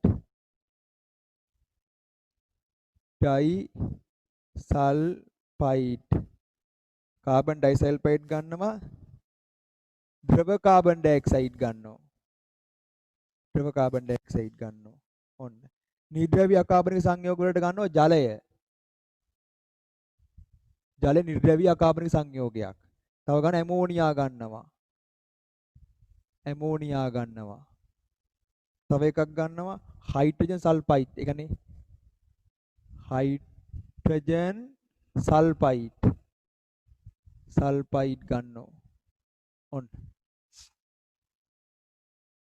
ඔන්න ඕටික් ගන්න බලන්න. දැන් හොඳට බලා ගන්න ඔක හරිනේ. 9ට යනවා එක උත්තරේ.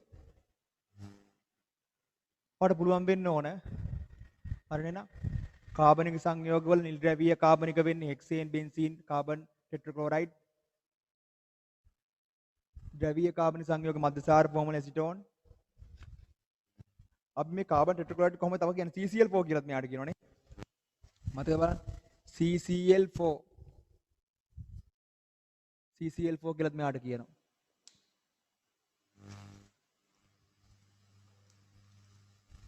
බෙන්සීන් වලට කියන්නේ C6යි H6යි. බෙන්සීන් වලයයි. පස්සේ කරන ගන්න පුළුවන්. මෙයා හෙක්සේන් C6යි H14යි. ඒව නම් ඕනේ මම නිකන් කියන්නේ. හරිනේ. බෙන්සීන් C6 H6යි ඇසිඩ්. මෙයා දන්නවනේ කාබන් ටෙට්‍රාක්ලෝරයිඩ් CCl4 අර ද්‍රාවක නිස්සාරයට ගන්නේ. ඔන්න. උක්‍රාණුවේ පිටතින් ඇති රුධිර කේශ නාලිකාවල පවතින සමහර ද්‍රව්‍ය උක්‍රාණුවේ නාලිකා තුලට ඇතුල් වීම. ශ්‍රාවය කිරීම උත්තරේ 3. බලන්න ඕක ශ්‍රාවය කිරීම.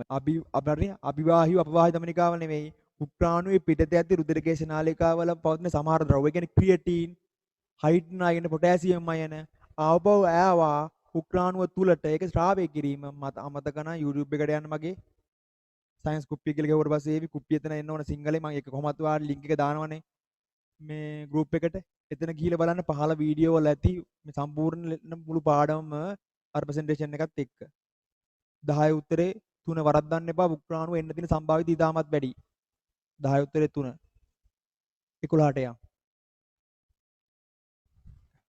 හරි 11ට.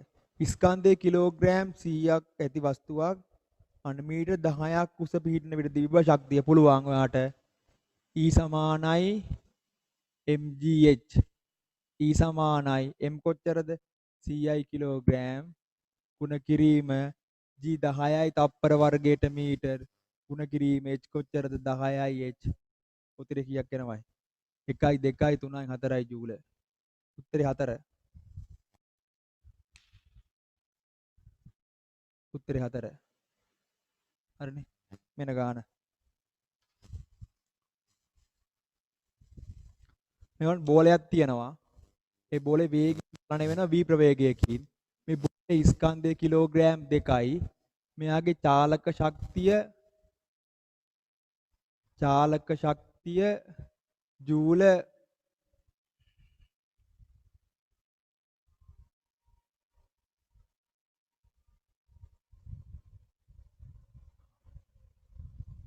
නෑ බලන්න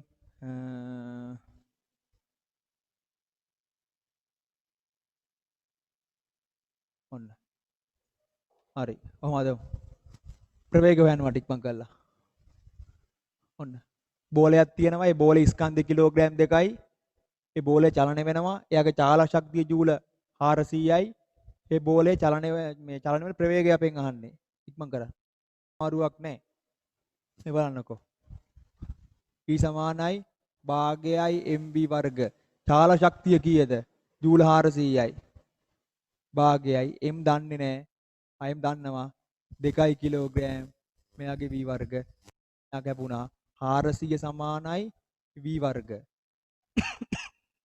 sorry අපිට ඕන මොකද්ද v ද v වර්ගද v න වර්ගමූලය ගත්තා ඒ නිසා v සමානයි 20යි ms ඍණ 1 මොන ගාන හැදුවා හරිනේ මාමාරුවක් නැහැ හරි බලමු සත්ත්ව පටකයක පහ සඳහන් ලක්ෂණ නිරීක්ෂණය කළ හැක දිගටි සිලින්ඩරාකාර සෛල වලින් සෑදී ඇත හොඳයි සෛලයක් තුළ නෂ්ටි විශාල ප්‍රමාණයක් අඩංගුත වේ හරිද මට විනාඩියක් දෙන්න හරි දැන් බලන් ඉන්න ඔන්න දිගටි සිලින්ඩරාකාර සෛල වලින් සෑදී ඇත සෛලයක් තුළ නෂ්ටි විශාල සංඛ්‍යාවක් තියෙනවලු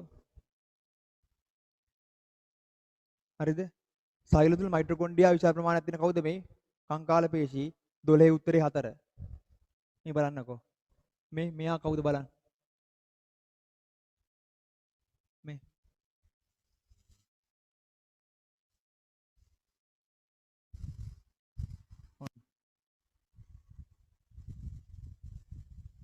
අවදාන මෙහාට ගන්න පොඩ්ඩක් ඕන පුතේ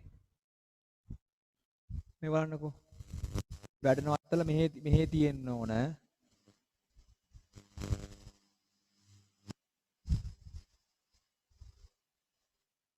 ඔන්න හරිද බලන්න දැන් කතාව අපේ මෙයා බහුනෂ්ටිකයි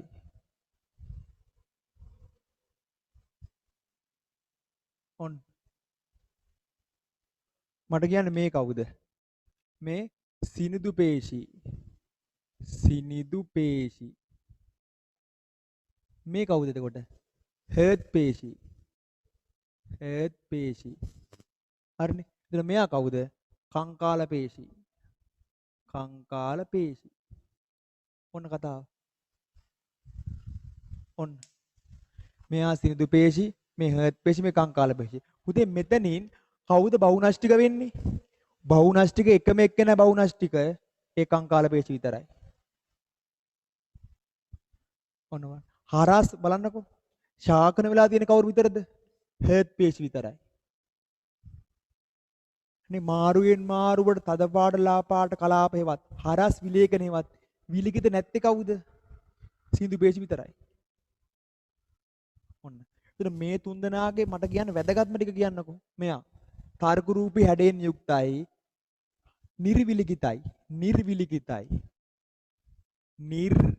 නිර්විලිකිත මට කියන්න නිර් කියන්නේ මොකද්ද නිර් කියන්නේ නෑ කියන එක. ඒ කියන්නේ විලිකිත නෑ. මොකද විලිකිත කියන්නේ? පුතේ සෛලප්ලාස්මේ මේ ඔක්කොම පුතේ තනි සෛලයක් තියෙනවද? එක සෛලයක් නෑ ඇදලා තියෙන්නේ මං. සෛලප්ලාස්මේ මාරුවෙන් මාරුවට ලා පාට අඳුරු පාට කලාප තියෙනවා නම් එයා විලිකිතයි. එහෙම නැත්නම් නිර්විලිකිතයි. ඒකට පේනවා මෙයාගේ මාරුවෙන් මාරුවට ලා පාට අඳුරු පාට ප්‍රදේශ නැහැ. එහෙනම් මෙයා නිර්විලිකිතයි. මට කියන්නේ මෙයා ශාකණය වෙලා. ඒ කියන්නේ දෙකට මැදින් බැඳිලා. මේ අර පාරවක් වගේ ශාකණය වෙලා. නේ ශාකණය වෙලා තියෙන්නේ හර්ට් පේශි විතරයි. බහුනෂ්ටික වෙන්නේ කංකාල පේශි විතරයි. ඔන්න මට කියන්නේ මෙයා විඩාවටපත් වේ. සෙමින් විඩාවටපත් වේ. මෙයා විඩාවටපත් වේ. සෙමින් විඩාවටපත් වේ. මෙයා කිසිදා විඩාවටපත් නොවේ. මෙයාගේ පුතේ වැදගත්ම එකක් තියෙනවා. මොකද්ද? මෙන්න මේක. තවත් සෛලයක් ගමු අපි මෙහෙම. sorry. තවත් මේ වගේ හර්ට් පේ සෛලයක් අඳින්නම් මං. ඔන්න. අනේ කටුව රඳින්නම් ඔහොම. මොකද්ද? මේ සෛල දෙක අතර මොකක්ද තියෙන්නේ? අන්තර් ස්ථාපිත මඩල තියෙනවා ඔහොම. ගන්නකො මේ නම මොකද? අන්තර් ස්ථාපිත මඩල. අන්තර් ස්ථාපිත මඩල තියෙන. ඒ රතු පාටින් නිරූපණය කරලා තියෙන්නේ මං ඒ. පුතේ අන්තර් ස්ථාපිත මඩල තියෙන්නේ හර්ට් පේශි පඩකේ විතරයි. හරියට නිකන් පාම් පෙති දෙකක් මැදින් ජෑම් ගාලා වගේ. මේ අන්තර් ස්ථාපිත මඩල තියෙන හින්දා කොච්චර වේගයෙන් මුළු ජීවිත කාලය පුරාම සංකෝචනය වුණාට මේ පේශි පඩක ඉරෙන්නේ නැහැ. ගැටෙන්නේ වෙන්නේ නැහැ. හැබැයි අපේ කකුලේ පේශි එහෙම නෙවෙයිනේ. කකුල කෙන්ඩ පෙරලෙන්න පුළුවන්. කකුල ඉරෙන්න පුළුවන්. හරිනේ නේද? දැන් බලන්නකෝ ලක්ෂණ මොකක්ද කියලා උතනින්. අපිට ගන්න පුළුවන් නේ. එහෙනම් පුතේ උතර පෙන්නනෝනේ. දිගට සිලින්ඩරාකාර සෛලවල තියෙනවා. මෙයා. නැස්ටි ගොඩාරියක් තියෙනවා. sorry මයිටොකොන්ඩ්‍රියා ගොඩාරියක් ඕන. ඇත්ත. අපි මුළු ඇඟම චලනය කරන පුතේ මයිටොකොන්ඩ්‍රි මේ කංකාල පේශිනේ. මිනිසෙක්ගේ දේහ බරින් 35ක් 40ක් තියෙන කංකාල පේශි. එන උත්තරේ කෙලිම හතරට යනවා. මම පොඩ්ඩක් මතක් කරගත්තා ඔයා පේශි ටික තව පොඩ්ඩක් ඔයා බලන්න. දැන් 12 උත්තරේ 4. ඔව් අද මං ගුවනේ අද පොඩ්ඩක් මට 8 වෙනකම් මං කරනවාද?